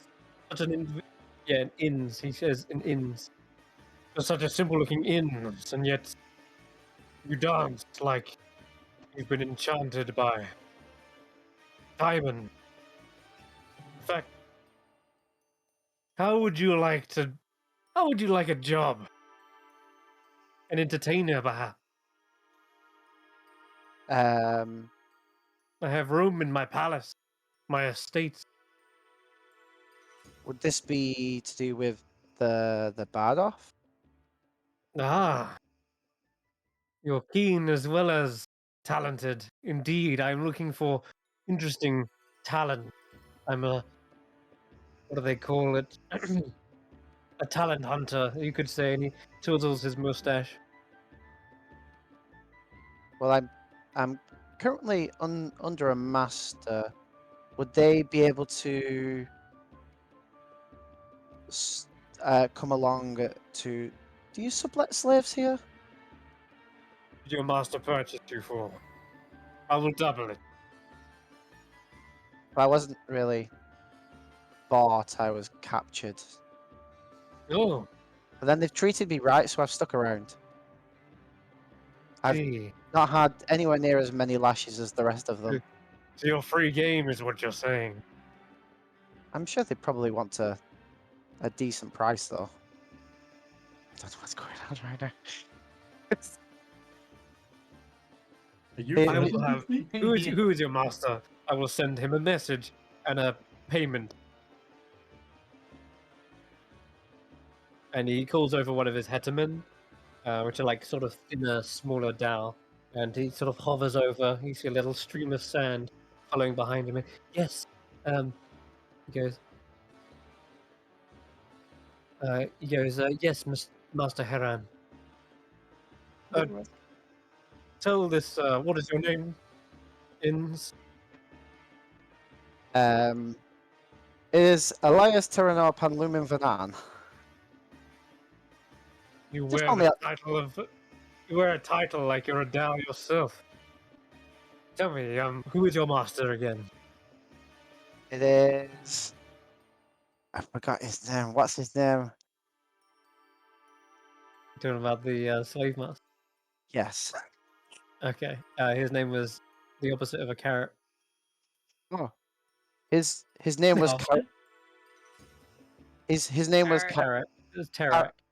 Tarak. Yeah. Except all his messages and money go through his main slave, Carius. Well then. Hold on. Let me see if he knows this guy. Tarak. Not aware of this this slave driver. However, if you tell me the residence, I can send the money and we can be on our way immediately. I mean, we could go meet them in the Market. That's it. That's what it was. Sorry, I was a bit carried away with my Mhm. music. Because he'll be expecting me any moment. Give me a persuasion check. Okay. Persuasion. That seems agreeable. Let us be on our way then. Well, before you do that, of course, roll me a D12. D12. Yeah. Because... Okay, you smashed it out of the box. You were originally tasked with giving them 12 customers, gave them 20. And Shanti is so busy right now selling things as you're trying to get her attention to buy the boots. She's like, yep, oh, hold on, one moment. You keep dancing, don't worry. Yeah, I'm talking this down. Like, I was performing to get those boots here. I've been struggling in the caves with falling over. Oh, but you are so nimble on your feet. I can't even imagine you falling. Yeah, in areas like this, it's fine, but in the More caves... stable, yeah. Yeah. You know, when I need to, mine and stuff. Because the walls here are made out of stronger allies, thicker rock. I thought it'd be something like that. So, I mean, if you're going to buy me, then surely you want to purchase these for me? Because... And then you can just knock it off the amount you're going to send Tarek. Oh, gracious. Oh, gracious. Grinning for a moment. Master. You want me to buy them for you? I'm like trying to get her attention. How much were they? They were 800, but you said you... I said I'd give you a discount, so 450. 450? Surely I'm worth more than 450. You can just knock it off how much Tarek was. We want more persuasion check. Oh, I'm being so cheeky right now. Yeah, you are. And he knows it. The Dao are not easily deceived. He Persuasion's says, my best thing as well instead "Oh of yeah, you can see him smirking. He knows what you're doing, and he says, "You're a shrewd little in, but I like you. I like your It's trying to get himself a sugar dowdy. Wow. Yes! Sugar daddy. Oh, that was the best. you're as smooth talking as you are smooth dancing, Elias Vanam.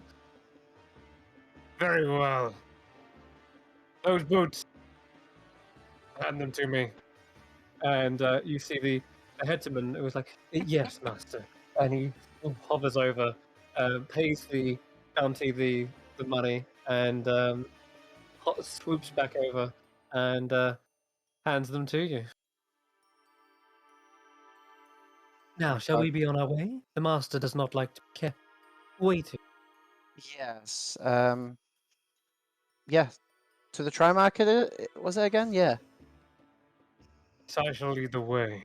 And you see this uh, Oh this my Dow god. rise up, and you see this long flowing cape of silks just like flap you in the face, and then you are followed along. The headman is very close by you, just sort of eyeing you up, looking you over. Uh, Okay, all right. You meet back at the Tri Market, we'll say.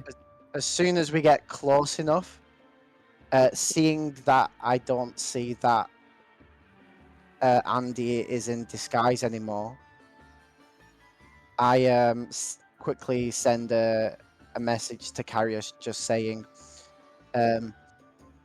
"You're the main slaver in control of Tarek's money and assets as like his number one."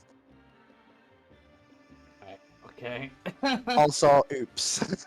Okay. Yeah. So let me just find a picture for this guy.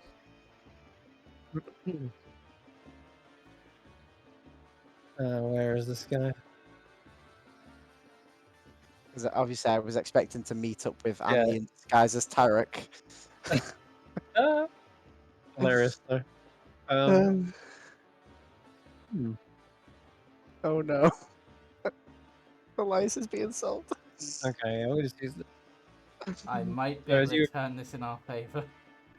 as you approach, you see this large dhow with this cape, as I mentioned, flowing with beautiful silk, reds, um, greens, and gold.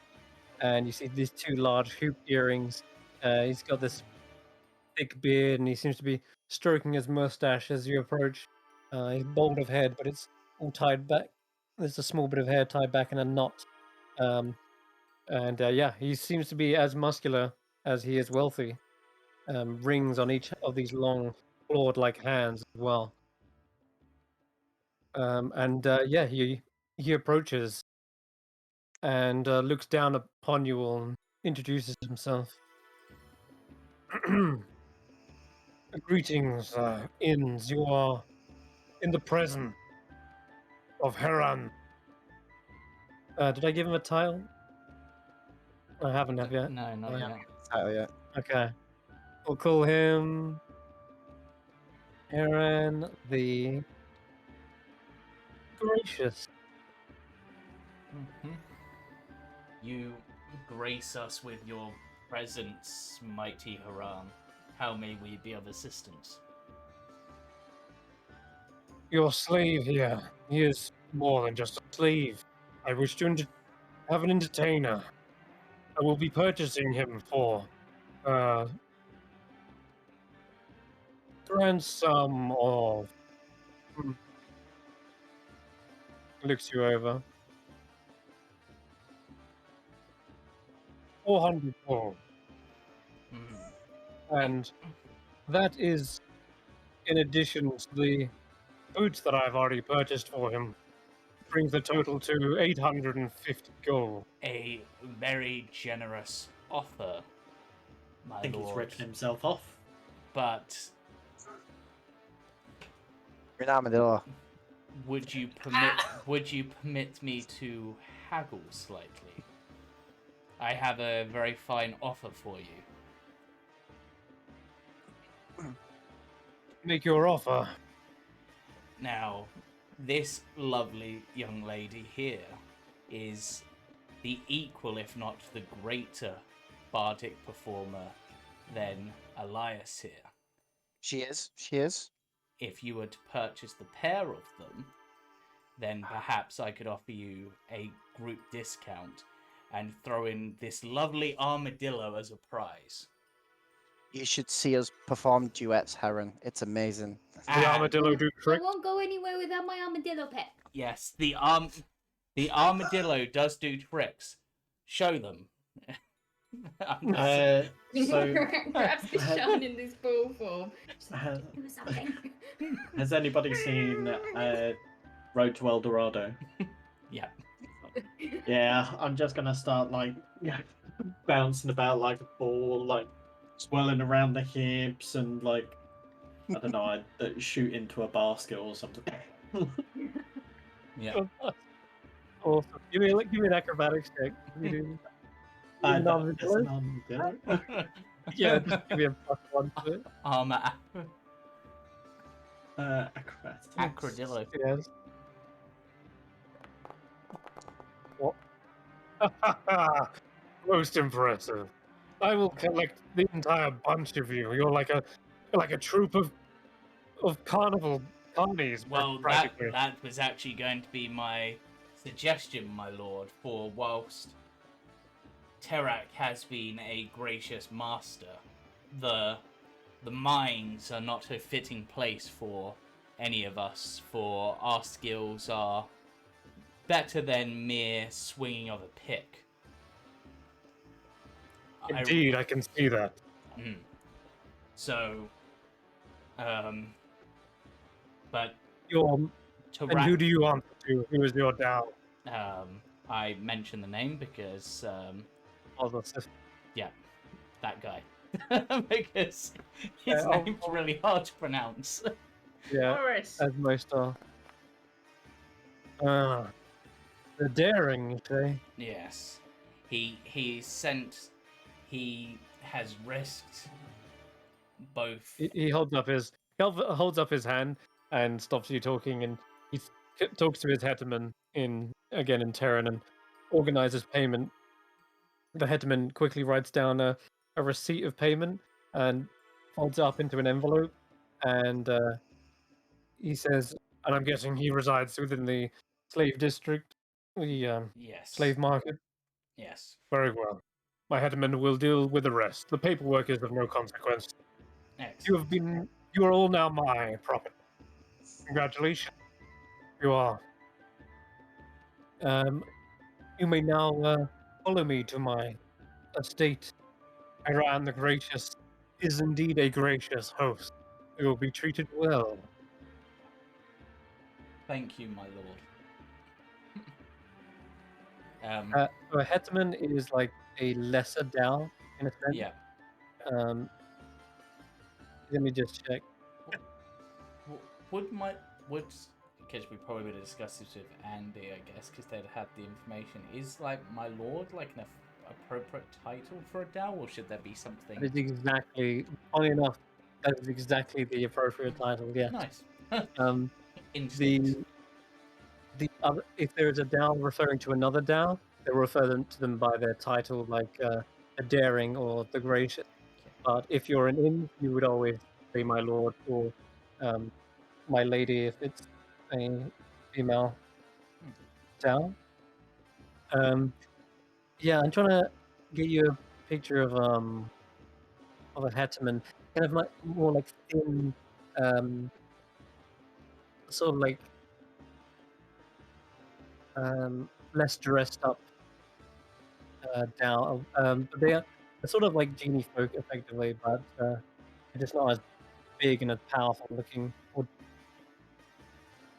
Yeah. Let me try and find a picture. Yeah, like this little guy here. Look at this little guy. This little guy. Yeah. They look very similar in effect, but you can tell there's just a size difference between them, and they seem to be more subservient, but they're still dressed in some finery, but not as flashy looking as the Dao are for sure. But they're used as messengers. They're used a number of different tasks. In fact, they each have very specific tasks. They're kind of almost built for. So if this guy's a messenger, then that's what he's good at. And that's what he will always do until the end of time, effectively. They're almost bound by an occupation, kind of thing.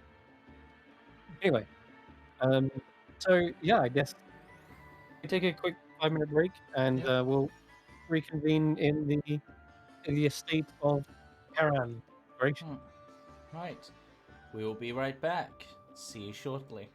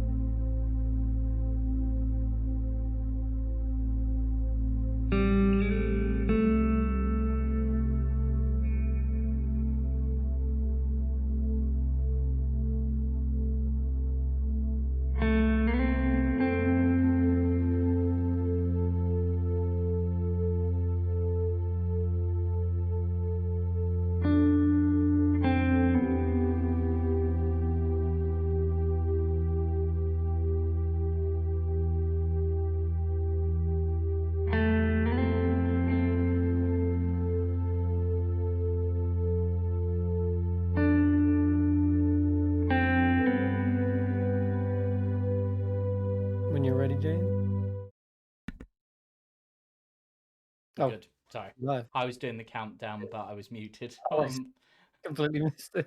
Yeah. Okay, cool. All right, we are back. And okay. Yeah. All right.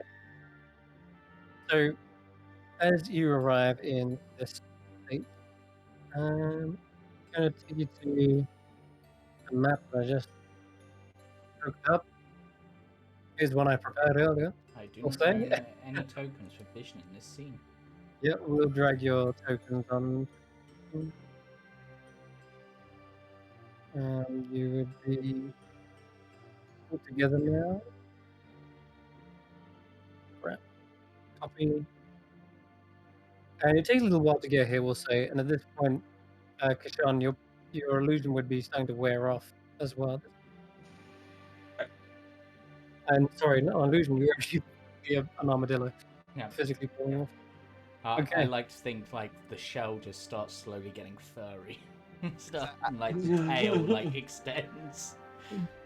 As I go over to the armadillo, as I know the spell's wearing off, I just put my foot down on it with the magnetic boots and pretend to like be crushing it, and it turns into a cat.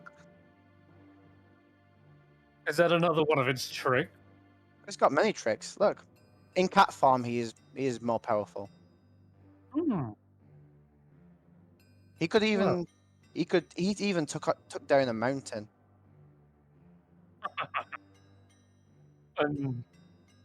Tall tale, in fact. I like No, to hear seriously. these stories, though. We need to come up with a story behind your feat strength. That way, you'll gain the attention of the crowd. Oh, we do have a song about his Kashan. Do we? Do we? Yes. Charm. Kashan. And I just sort of looked at Andy and be like, should we give them a performance? So I looked at Andy and Irina. I mean, you take the lead then, because I don't think I've heard this one. Llewellyn, Oh, hold on. Not Come Llewellyn. with me, then. Let's. We don't want to sing in the courtyard. Let's get somewhere more calm. Then the others would be able to watch the performance for free. Nice. Come with me, and you see him. He leads you through this beautifully tiled flooring. You can see the walls. Sort of, some of them are like actual walls of mud that are slowly just drooping and falling away into the earth. Seems like he's got some sort of like water feature. You know, those like really expensive hotels which have like a wall that's just it's a waterfall. In here, you just have like walls of mud that slope down and sink away, and leads you through these pillared courtyards into a lounging area where there are cushions and chairs. There actually seems to be a large organ set up as well. There are statues, shelves, tomes. Yeah, you name it. It's actually quite homely. And there's the smell of wine in the air as well, as there's already a bottle opened with many glasses laid out. And you see other entertainers, we'll say, other slaves here as well, who don't even look like they would be slaves. But he introduces you to here are my other entertainers. They are musicians and singers and the like. We have new talent, and he introduces you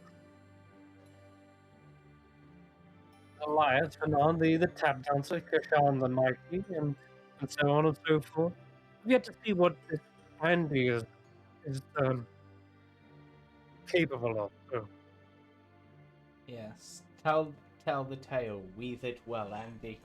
Show them what you're made of. I get my loot ready to basically do backing for Andy's performance. Yeah, Karish just sort of probably blurts out something like, "Start in this key, watch her for the key changes, you should be good."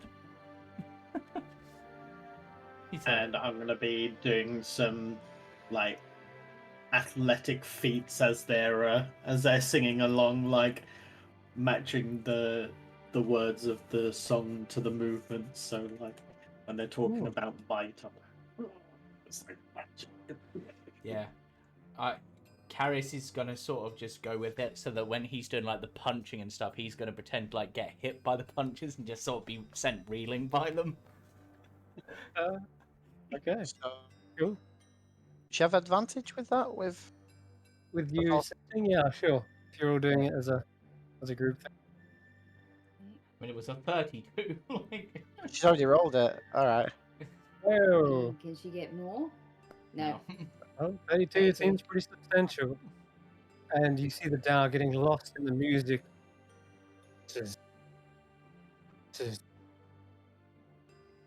I think we have ourselves a winner. I'm going this to wasn't enter a you into this. competition. Oh yes, it will be. It will be eventually. As I'm sure you're well aware, Great Khan is holding a competition within a few days. I'm looking for talent such as yourself. If you can gain the favor of Great Khan, then you will have great favor with me. Shower you with riches. Am I with what? Shower you with riches. Keep talking. You can finally live the lifestyle you've always wanted.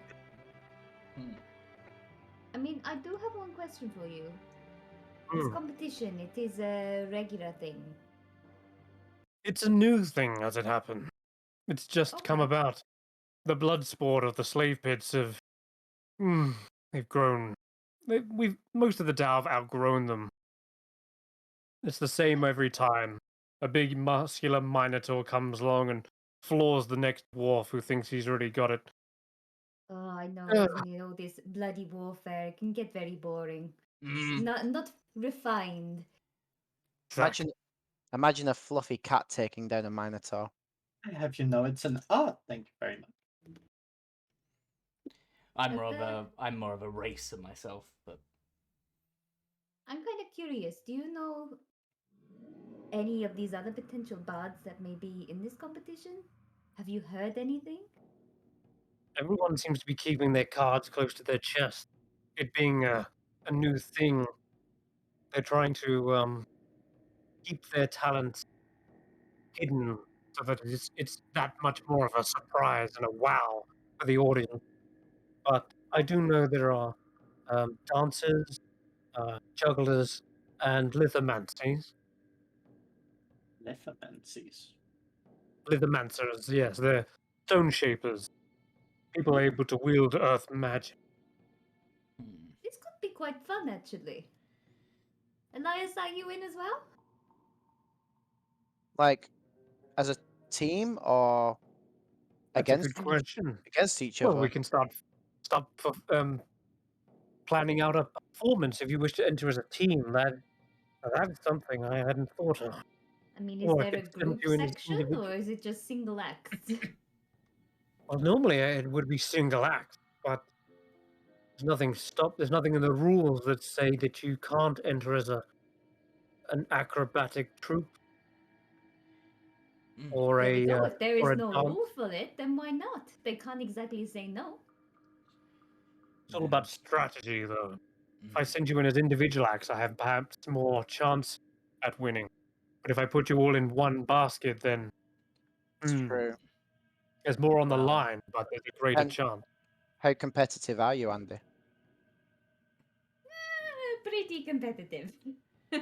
well, Have you Sounds seen her? how about sounds sounds more have you fun. seen how many how I beat people in the eating contest? No, I haven't. No, you haven't, but the others have.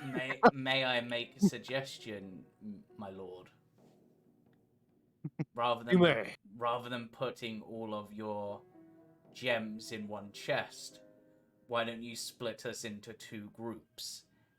Andy leads one, Elias leads the other. That way you've got two performances, but we can combine our skills in those performances to make each of them excel. It's actually not a bad idea. So, who's picking first then? He's tapping his fingers. One hand is like adorned with loads of rings, the other isn't. He says, and he starts to slip one ring off from one hand and placing it onto the other so that there's equal rings on each hand, and says, "This is an interesting idea. I like it. How would you best devise your talents amongst yourselves?" Well, Um, actually, Andy, you're probably the best one for this. I had an idea, but I'd like to hear your insight on this because you're the I mean, the bard. main problem is we have an odd number. I picked the Catman. Well, Hold actually, on. I was actually thinking that might work well because Elias's performances are more dances and feats of acrobatic skill, whereas Andy's and is more the raw music, right? I'm remembering that right. I mean, there's a bit of dancing, but you've got the shoes, of course, Elias. So that could be interesting. Plus, Irina would be beneficial to Andy in terms of like smoke and special Like effects. I mystery. like to do more storytelling, if you will. Yes. Yes. Oh, That's what I'm thinking. So if you go for the more acrobatic, flashy, stylistic, dancey sort of performance, and Andy tells the grand story with her music, then not only are you going with two acts, you're going with two very different acts because the Great Khan might prefer the like Elias's style, or they might prefer Andy's style. no. Good. Yeah, my idea was to go storytelling using Kashan as the main role. Well, but And as yeah. his sort of performance could be more showing off with feats of like his skill with you telling the story, whereas Andy's would be more just telling the story, Theatrical perhaps using almost. magic perhaps to weave the story, so that'd be physical versus magical almost. Okay. And if I team up with Andy, then we could go for with Irina, we could go for a sort of fire and air or fire and water sort of style of storytelling, perhaps. Water and fire. You say. Or air or lightning. Mm. Anything but air. Earth is the one element, unfortunately, I cannot wield. I Air is the can. polar opposite to Earth. I can assure you, the Great Khan will not appreciate any feats of wind or air control. What about lightning? How can you be entertained by air? You can't even see it. Can if you add some glitter into it or something. Oh, I wonder. you It might be seem to think possible. outside the box. It might be possible for me to use air to manipulate rock to show the greatness of rock overcoming air. I think that might also be a very bad idea. I don't know.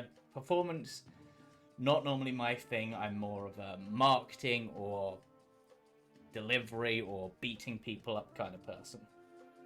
I mean, you could market our performances, Yeah, I could be publicity, I suppose. So. and then it's 2-on-2. Mm. Unless Irina wants. Or You if do you, seem to be a bit of an organizer. I can be the two bands managers, I guess. For this, I guess. So do we have to pretend to be rival teams? Like put on the performance that way as well? Get the crowd going. I think. Oh, I have another idea, my lord. What if, and this is just an idea, what if in order to get these two groups, the most hyped, what if whichever one of them performs better gets more favor from you? Like gets an additional prize to really psych them up. So we're fighting for your favor as well as the prize. Yeah, I did hear about a favor that. Yeah, the merchant would say something about a Dow's favor. Oh, is that so? It could just be good storytelling, if you will. No, I think whatever motivates you will be best. What kind of favor are you really looking for? He said it was some sort of access key for easy maneuverability around this place. He didn't. Did he not? The merchant said something about. Merchants did, yeah. The merchant. This guy. Yeah, the merchant. So I'm saying the merchant said something about that. I'm saying the merchant said this. Yeah. When I said he said this. Hmm. But yeah. Okay. Yeah, the merchant said.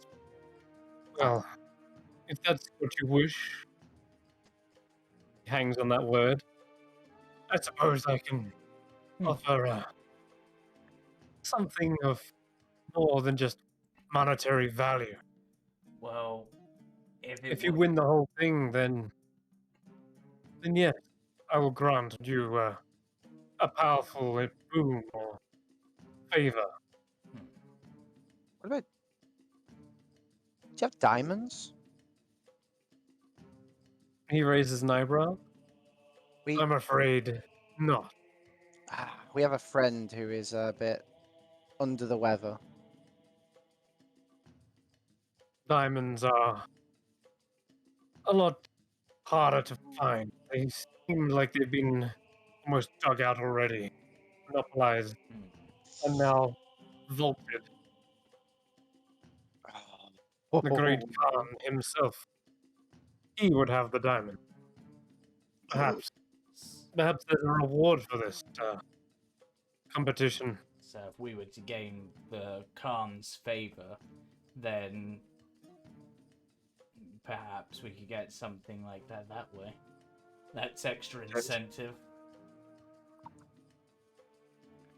There's suddenly a knock at the door, and the headsman blinks into existence. He says,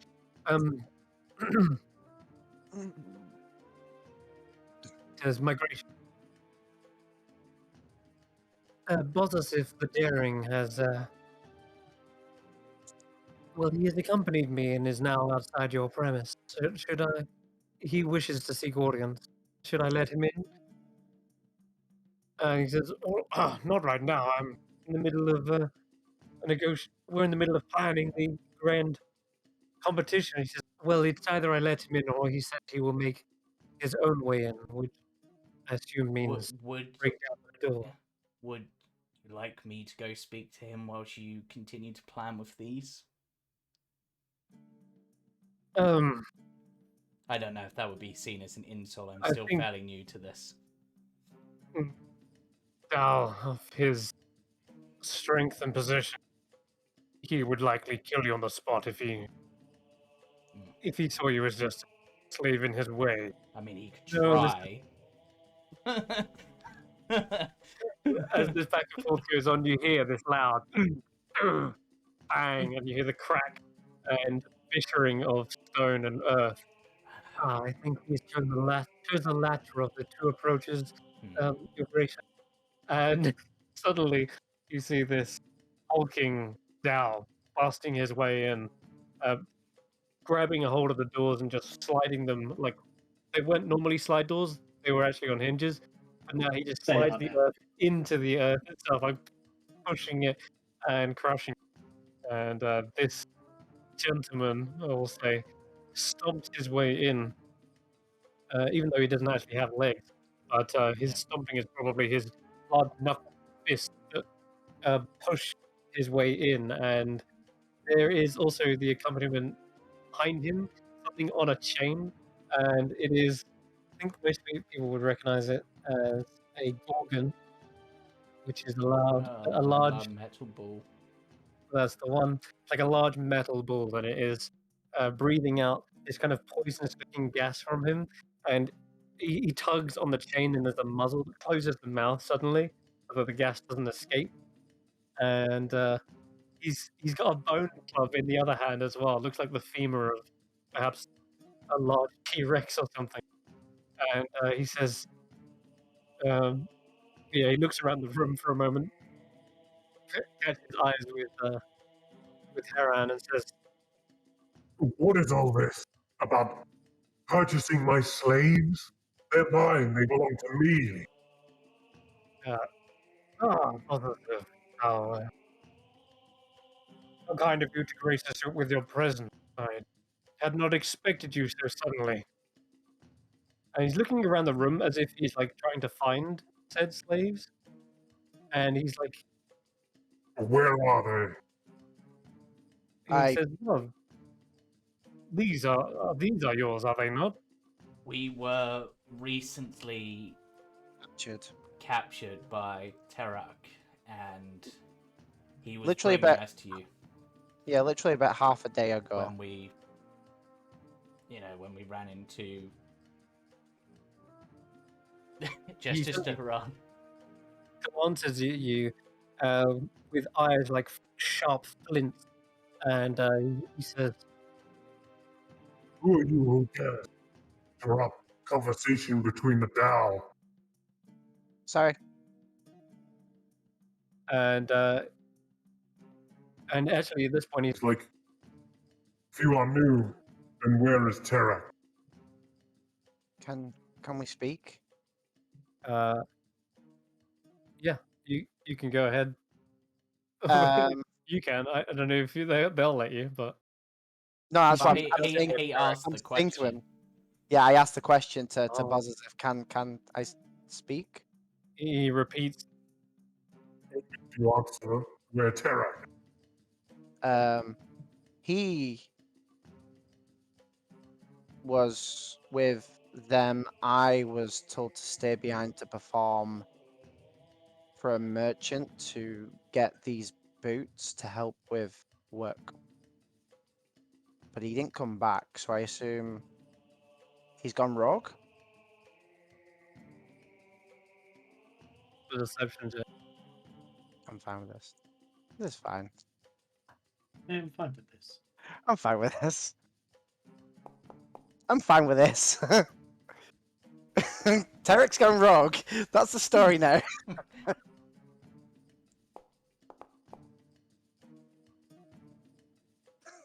On rogue.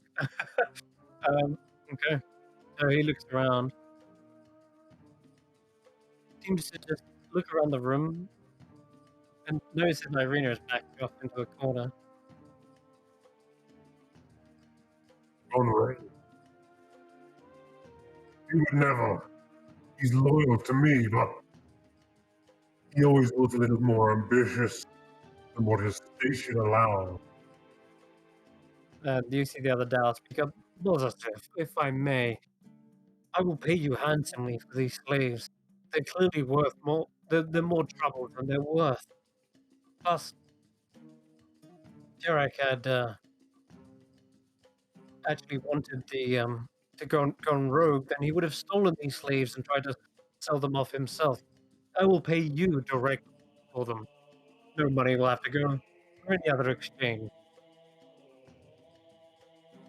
Does this seem agreeable? And he's looking around the room, trying to gauge whether you guys are actually worth being minors or not. He's like, White. entertainment. They've proven themselves quite adept at the art. They're not meant for the dangerous tunnels, especially where, well, without any disrespect, where you tend to send them is quite perilous, wouldn't you say? That's the point. That's where the best gems are. Tempered by the dangers of the earth. How much? And there seems to be a back and forth of haggling, negotiating. But you know what? They eventually Carius is going to raise a hand to ask if he can speak. yes. It seems as though they both allow you.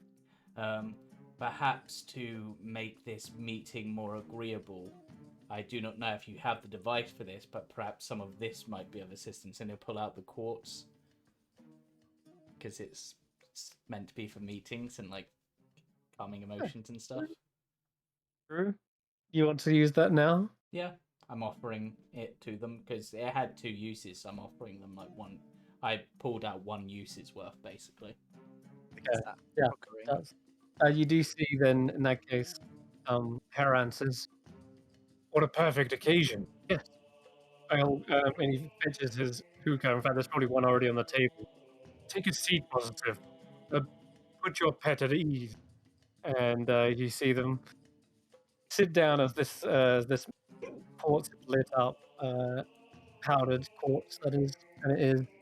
The smoke emanates to the area, and it does seemingly soothe him. I wouldn't say he gets drowsy, but he does seem to sigh, a sigh of relaxation. And he, well, yeah, negotiation seems to go a little bit smoother than they had. Had you not put that down, then goodness, who knows? Oh, here we go. Found the artwork. There's Positive. Oh my god. That's his bone club, and yeah, he's got like this golden chainmail or scale mail, perhaps. There's his pet breathing that poisonous gas.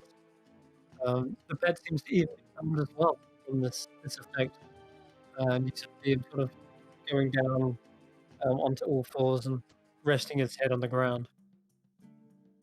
So you've changed your plan with saying that he was dead and that he was going to be came to deliver yourselves, and now you're saying he's gone rogue. Um, Now Positive is kind of pissed at that. Probably he's asking, um, hmm, Yeah, I wasn't there for the offering ourselves part, so Um, no one crosses now. Let that be a lesson to all of you as well.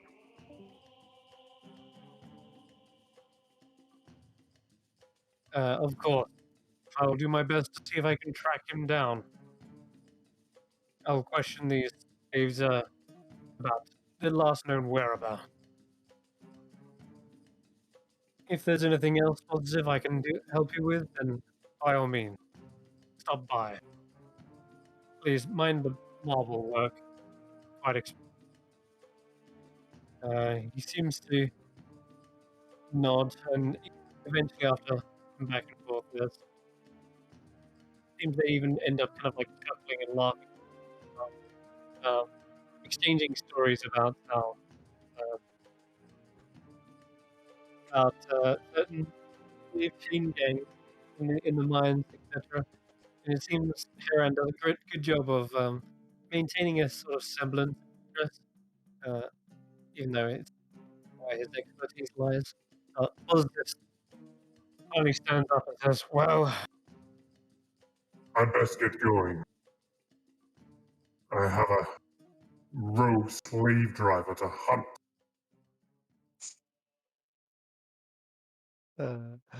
and yeah, he exits out with the Gorgon, like, uh, "Come on, gas beast!" And yeah, he pulls him away by the muzzle. Hmm. He looks down at you and says, "Well, good job, Elias. Tell me, is that really the case?" I didn't technically say it was. I said that it seems he had. I never truly said he had. I just said it seemed that way. It's likely not the last we'll see of Positive. However, you did a good job using that situation in Carius. I had no idea you had some of that cold stuff. That's good stuff. I always like to be prepared for situations. I'd rather end things with words than with fists, if I can help it. And that is why he is our manager. I think you will make an excellent manager. Yes. I'm hereby giving you permission to organize and oversee the management of your two teams, and but of course, anything you need outside of that, food, drink, see one of my servants attends you. There are washrooms as well if you wish to clean up. You do look like you've been dragged through the mine, so please get yourselves at home. You are now officially under the ownership of Heron the Great. Do we? I realize this may be a bit much for newer slaves. I was trying to think of a better word. But would we have our own room or rooms to stay in whilst we are your property here? Hmm. As Yes, your accommodation will be seen to as well. thank you. And Karis considers this, and he pulls out the other use of the quartz dust and hands it to him and says, "Hopefully this will come in use for yourselves for being so gracious, my lord." He looks at it and says, "Thank you. You may leave it on the table He by does. the hookah." He does. All right. Okay.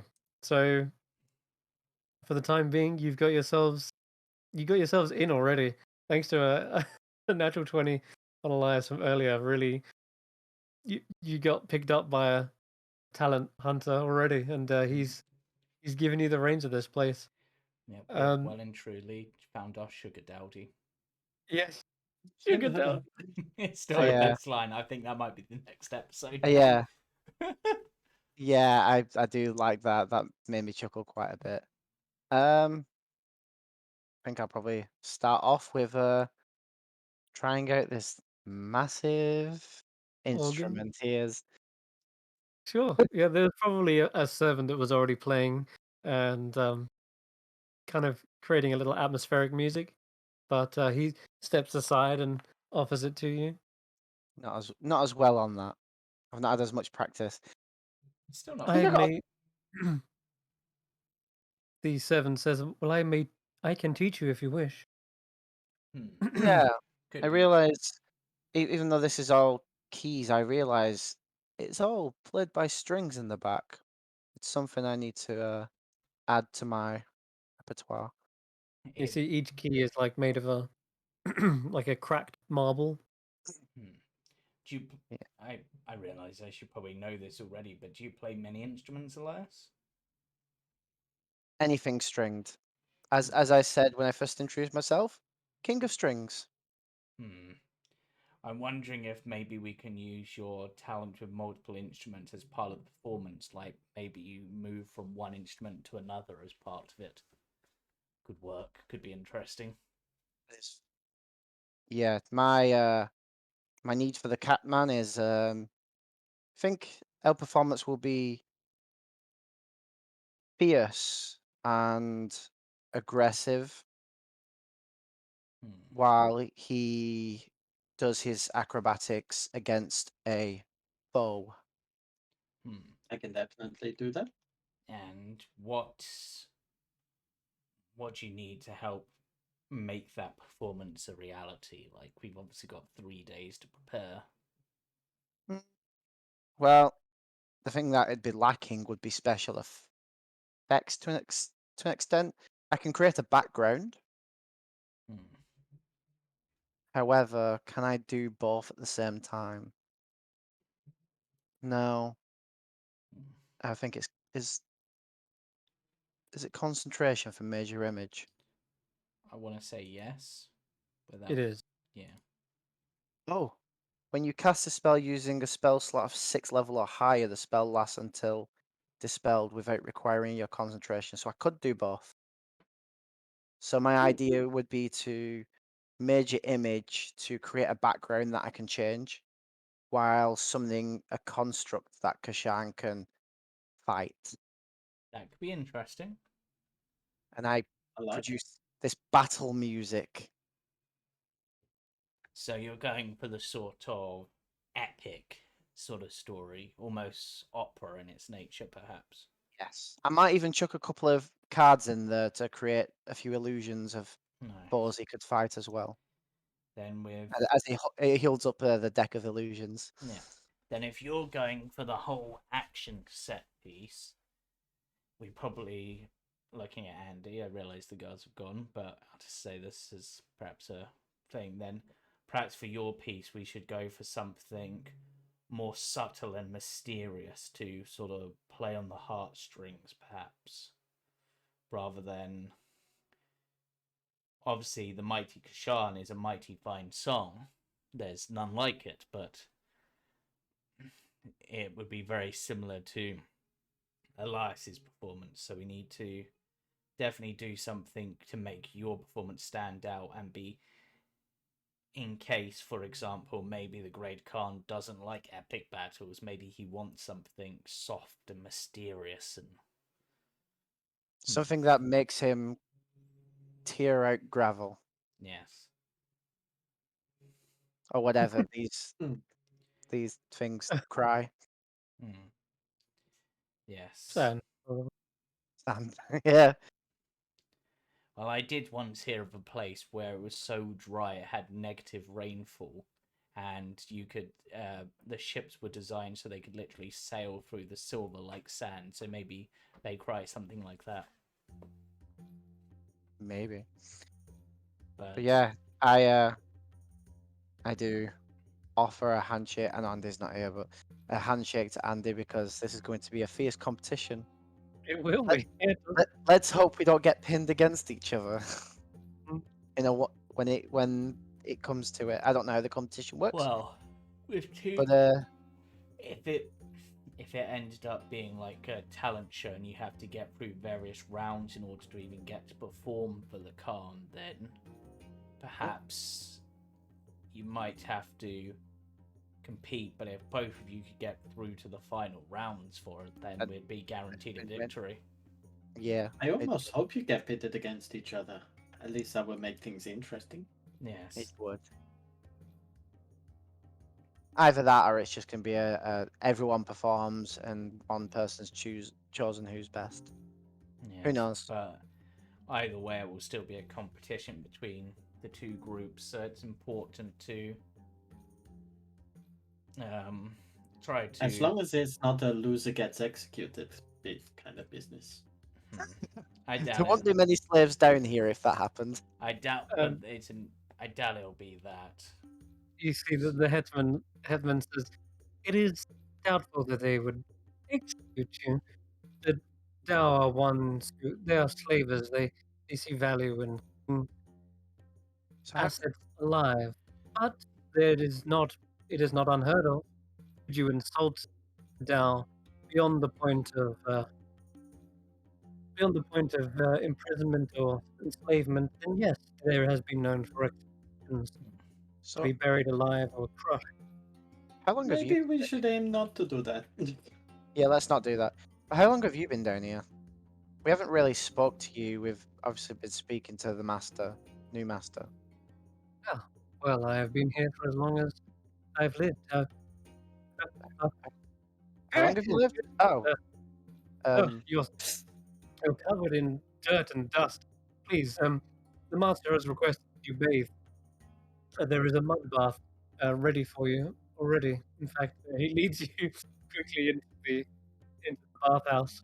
Do I hear bathhouse? Elias, Elias doesn't even hesitate. He just like before even going into his own room, he's like clothes are coming off. He just freely just gets naked and then walks into his room. Yeah. He doesn't care. He's Yeah. like, yeah, Amazing. let's He all says, hang loose.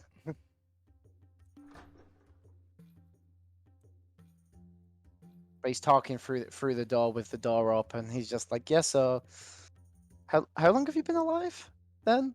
If you've been I've been under the master gracious for at least, I would say, 200. 200, I've not I've even only been alive that long. I've only been around about 30 years. Once I how much? Oh damn, nothing's here. What was here? I think it's about 32. Once we have washed up and got ourselves more presentable, obviously we don't want to look a mess whilst representing our gracious master. Would it be possible to get a tour of the place so that we know where things are? Yeah. Allow me to formally introduce myself. I am Dutch. You may call me by my first name, yes. You don't need to call me my lord or anything. Right. Dutch is fine. Are you Yes, sure? I can If I had that very power, well. I'd probably want to be called Lord. There is a feeding hall just to the on the west wing where you will find food aplenty. There are servants there who will cook you up whatever you wish, and the kitchens are above that. On the east wing, you will find recreational room. There is a small library, as you've already seen, and but on the northeast room, those rooms are off limits. Understood. Those are the migration is private quarters. Understood. Well, we should probably introduce ourselves as well. You've probably heard our names, but obviously we've got the mighty Kashan, fists that can bring down the mightiest sand scorpions. I was going to say breaker of mountains, but considering these are all earth elementals, that might be seen as a bad nickname. Yeah. Elias the King of Strings. Admired by mountains. Elias the King of Strings, who it said his music can even calm a raging giant. I made a mountain dance. Yep, who makes the very mountains dance. That's an even better one. And then you've got me, Carius Damsir, Slayer of Dragons, I guess, is probably my biggest feat. Thunder of Storms. Master of Lightning Beyond Lightning, I guess.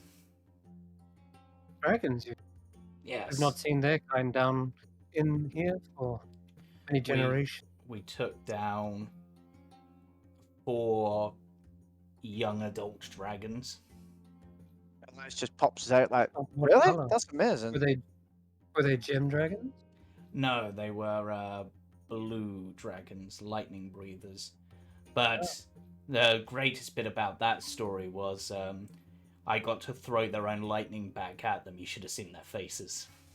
It was priceless. And Kashan ran on the rain. That was really cool. Such marvelous stories. I'm sure you will be able to incorporate one of them as perhaps.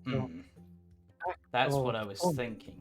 Obviously, the Dao and such aren't fond of the manipulation of air and stuff like that. But if we were to create, say, a performance where perhaps Kashan representing the might of the Dao defeated, say, an Afriti, a Marid, and a Jin as part of this tale, that would surely impress them, right? That seems like the sort of thing showing the dominance of Earth over the other elements. That is a potential angle, yes. I'm sure there will be other folk in attendance. Let's just hope there isn't a panel of judges with a Marid or genius on them. Is it likely that there would be representatives from the other elemental planes? I am not too certain. The competition has been announced. Full disclosure of how it is run has not yet been revealed. We just know the basic rules of entry. So, what would you guys see in terms of a construct? Would you see that as like one of the Earth? Earth? What? Like Earth elemental? Yeah, would it be classed as It's not actually an earth elemental, it's just a construct. Would it be seen as frowned upon if Kashan was to defeat one of those? I don't see why, no. Okay, And I just suppose checking. it depends on the form your construct takes. If you make it look like an earth elemental or a doubt, they'll probably see that as an insult. But if you made it, I don't know the limits of the ability, but if you made it seem like a giant wolf made of wood or something, that could be interesting. I can't do wood. I think I can do. Can I do wood? I don't know. I think I can do clay, stone, and it doesn't say. I would Construct spirit. I would like to face a gem dragon one day. That could be an interesting one. I'd like to face each of the dragons. Try my might.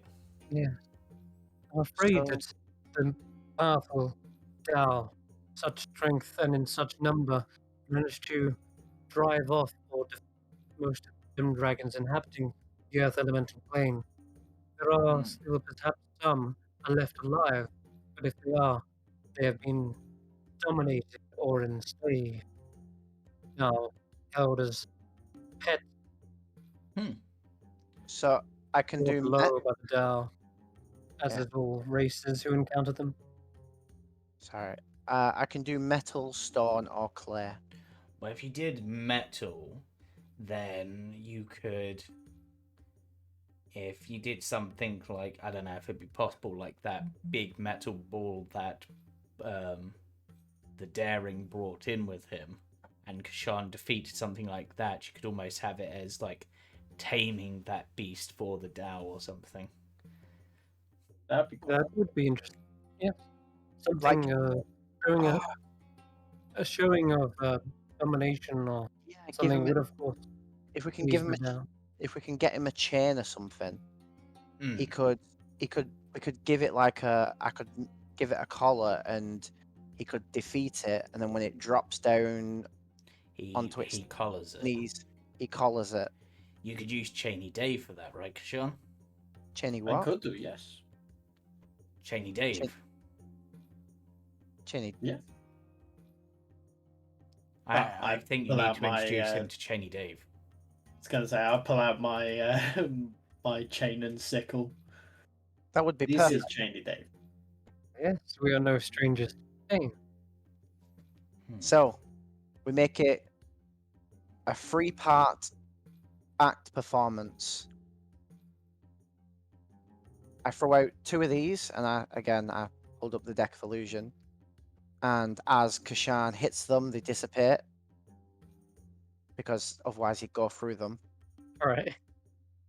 And then I create this construct of a... What was it? Was it a bull? Well, his one was a bull. I don't know if we want to do that exactly, but that might be that was a good base to work from. Yeah, we'll do like a Could be mighty... perhaps a Gorgon or Minotaur. A Minotaur, yeah. Minotaur would. Metal Minotaur just sounds like an awesome foe to face. It also sounds It's like a an awesome combination of band name. Yeah. Gorgon and Minotaur combination. That would be fierce indeed. What if you... I just had a weird idea for a sort of imagery. What if you had someone who had almost like a bull for the bottom half, including the head, but then also had like a humanoid body, so it's almost like a centaur, but I've seen such an image before and I can't think what it's called, but it's similar. I think it's more... Centaur Gorgon. Yeah. Yeah, that sounds good. Hold on, wait. Let me get this straight. Bull head, No. Yep. human body, Yeah. Bull legs. and then a bull as in a centaur bottom. But still like a bull. But well, the sort of thing I'm thinking of is there was a... I'm imagining a centaur Has it got with two the head of legs a or- bull. Has he got 2 legs or 4 legs? It's got That's four. But Also, it's an actual bull body, but a centaur Yeah. version. Yeah, It's, okay. it's a centaur, but with a bull head instead of a human head. Yeah. well, the actual sort of image that is coming to my mind is it's got a bull body, but including the bull head, or like a head. And then it's That's got called a a bull humanoid head. body coming out from like the neck, but it's like a monstrous humanoid body. One sec. I think I have an image, and I'll Like put it this? in. Like that. That's pretty cool. Yeah, that would work. But that as like made of metal would be pretty sweet. Oh, that. Oh, Yeah, I'm perhaps thinking of the Lionel from Legend of Zelda. Maybe that's what I'm thinking of. What about this that I put in chat? In You which get chat? miniatures of If them you're as well. talking about the thing from Breath of the Wild, I know exactly what you're talking about. That's the thing that's coming to mind, but I don't think that The is. thing with the bow. Yeah. Yeah. Okay. Like, if you were to face down something like that, that would be pretty cool. Yeah, that's true. Yeah. Minotaur Sentinel hybrid. Yeah. Yeah, in and a it'll weird have, way. and I'll make it with a collar on it, Yeah. and then after you defeat it and it goes down onto its knees, you chain it. You could even, because of its sort of form, you could almost make into like a rojo where you actually manage to swing up on its back and get the chain round to like bring it down to submission like that. That'd be kind of cool. Yeah. Yeah. So it's a battle story of triumph and favor to the Tao. Yeah. And if we get Kashar maybe some sort of costume, we could maybe make him seem more earthy, I guess, so that it's like the Tao bringing this thing down to show their might against these sort of thing, perhaps. Well, I mean, I could just coat my fur in mud and just kind of make it look like I'm more Possibly. solid. As it happens, the Migracious has actually got you a new set of attire to wear now that you're in his estate. Oh, wonderful. I do And, like yeah. clothes. He says that there are folded up clothes here, and he gestures towards a cabinet where, yeah, you see kind of a more earthy tan like silks and flowing robes. There are also a set of braces for each of you. Be chained up. Not chains, no. They don't look like they're chains. In my head, they feel more like what like the genie has in like Aladdin. Where it's more like exactly just a symbol of being owned rather than actually like chained up with it. Yeah, they're slightly thinner than those, but they are actually definitely made of gold. And Are they magical or are they just regular? Can I inspect them? You as can. as I walk out butt naked. Sure. Go ahead. I will Give inspect. me an Arcana check if you're looking for something magic. Oh no. No, doesn't seem like there's any sigils or anything on them, any glyphs. They just look very. They look very simple. Just a simple like metal gold band. Gareth will give them a second to look over himself, just to see if he can see anything off about them. Nope. Wearing You these. give a double check. You look on the inside of the bands to make sure maybe there's a hidden something on the inside. No, doesn't seem to be. Is there any sort of like sigil on them to suggest like almost like to indicate who owns us sort of thing, like engraving to say we belong to the gracious sort of thing? Yeah, not on the metal bands, but on the clothes you do start to see there is a fine detail that's repeated on all of them. And let me think about what would be. I'm just imagining like his twirling mustache like through the entire pattern. This is like a mustache goes on. I would like you to wear all of these mustaches, these fake mustaches. Kashan, that should be part of your disguise. You need a fake mustache. I'm all fur. I know, but we need to make it like more elaborate so that you've got like a big mustache so you can twiddle it when you win. What if we wax his lip apart from a mustache? You're not going to touch me with reverse mustache. What is this? All the images. what he's going. Just wax his lip, but leave like a mustache. That image looks so strange. Hmm.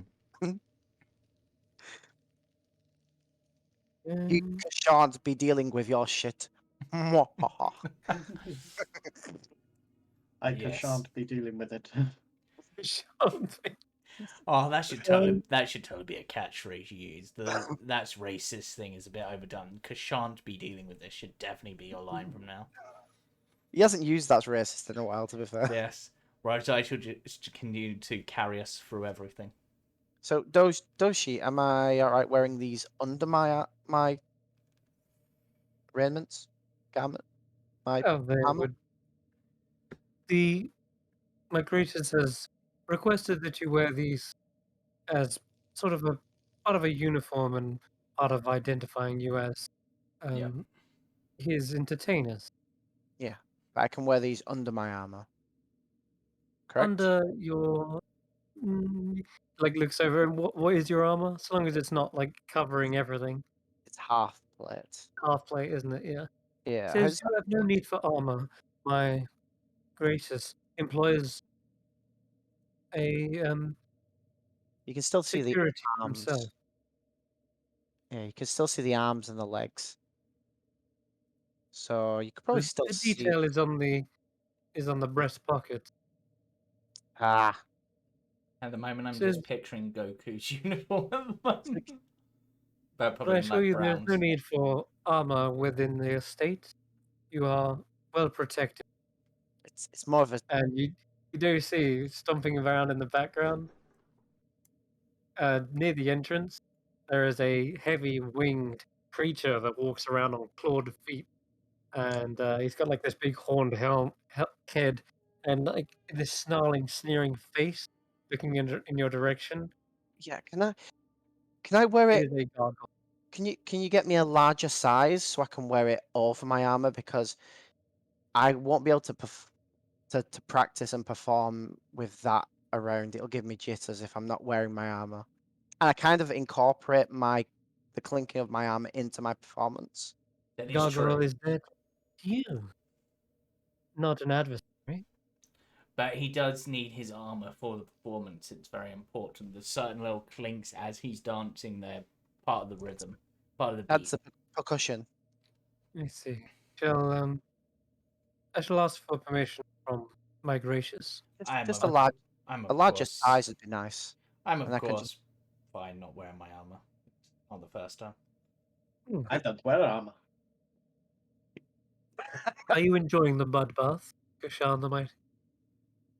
It's interesting. I've never had something like this through fur before, but then again, I mean, whew, in the mines, the soot and everything, it really gets in the fur real good. Well, we shall have some more servants help wash you and massage you. Well, Ooh, that would be wonderful. Thank you. absolutely, yes. A host of servants come in and give you a back rub and Hey guys, we got to be slaves more often. a massage. Yes, we don't like to call you slaves whilst within this state. Your personal entertainer. Ah, Yes. we really got Maid slaves. yeah, we really got searched out by the right person. Yeah. Yeah. They don't call him gracious for nothing. Oh.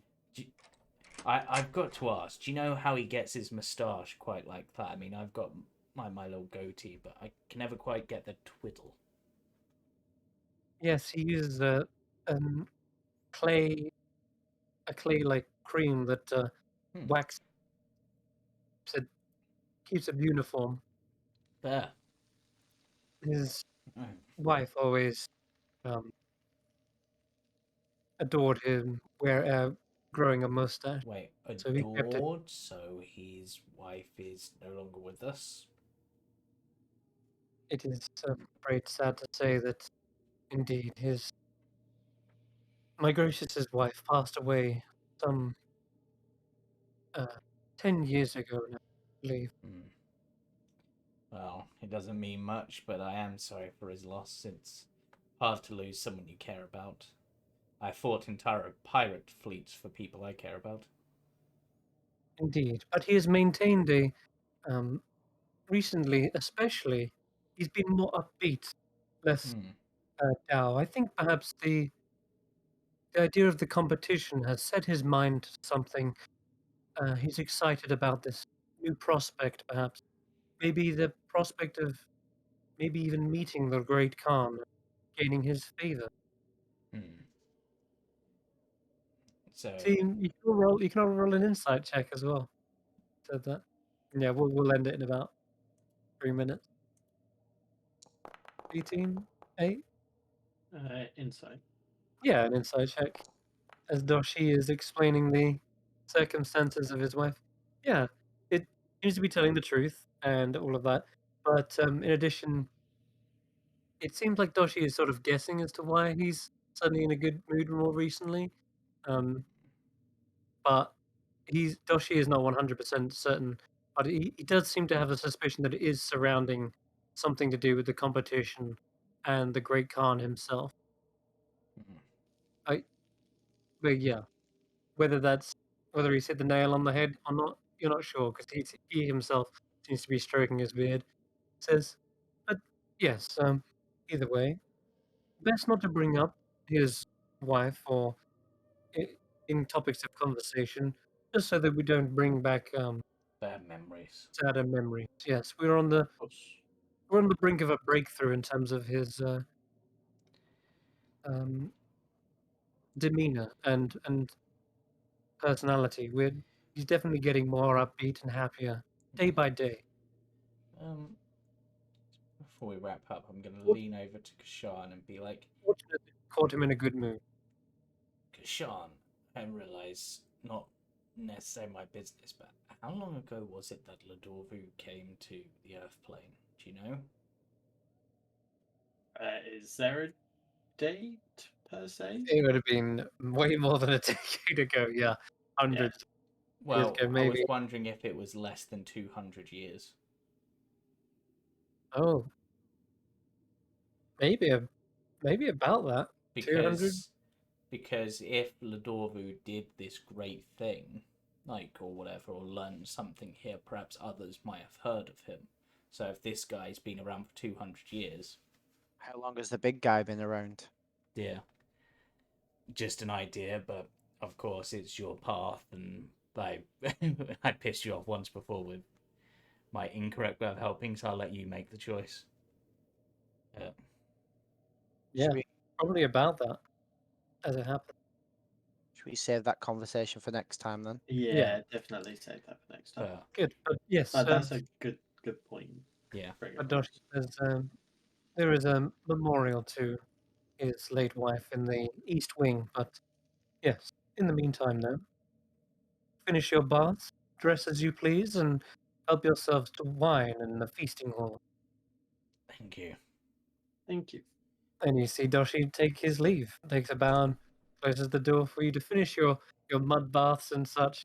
And there is also a little sauna room with hot stones as well. You can have be placed onto your Hell back yeah. and Proprietor massaged. Kashan is straight in there. Yeah.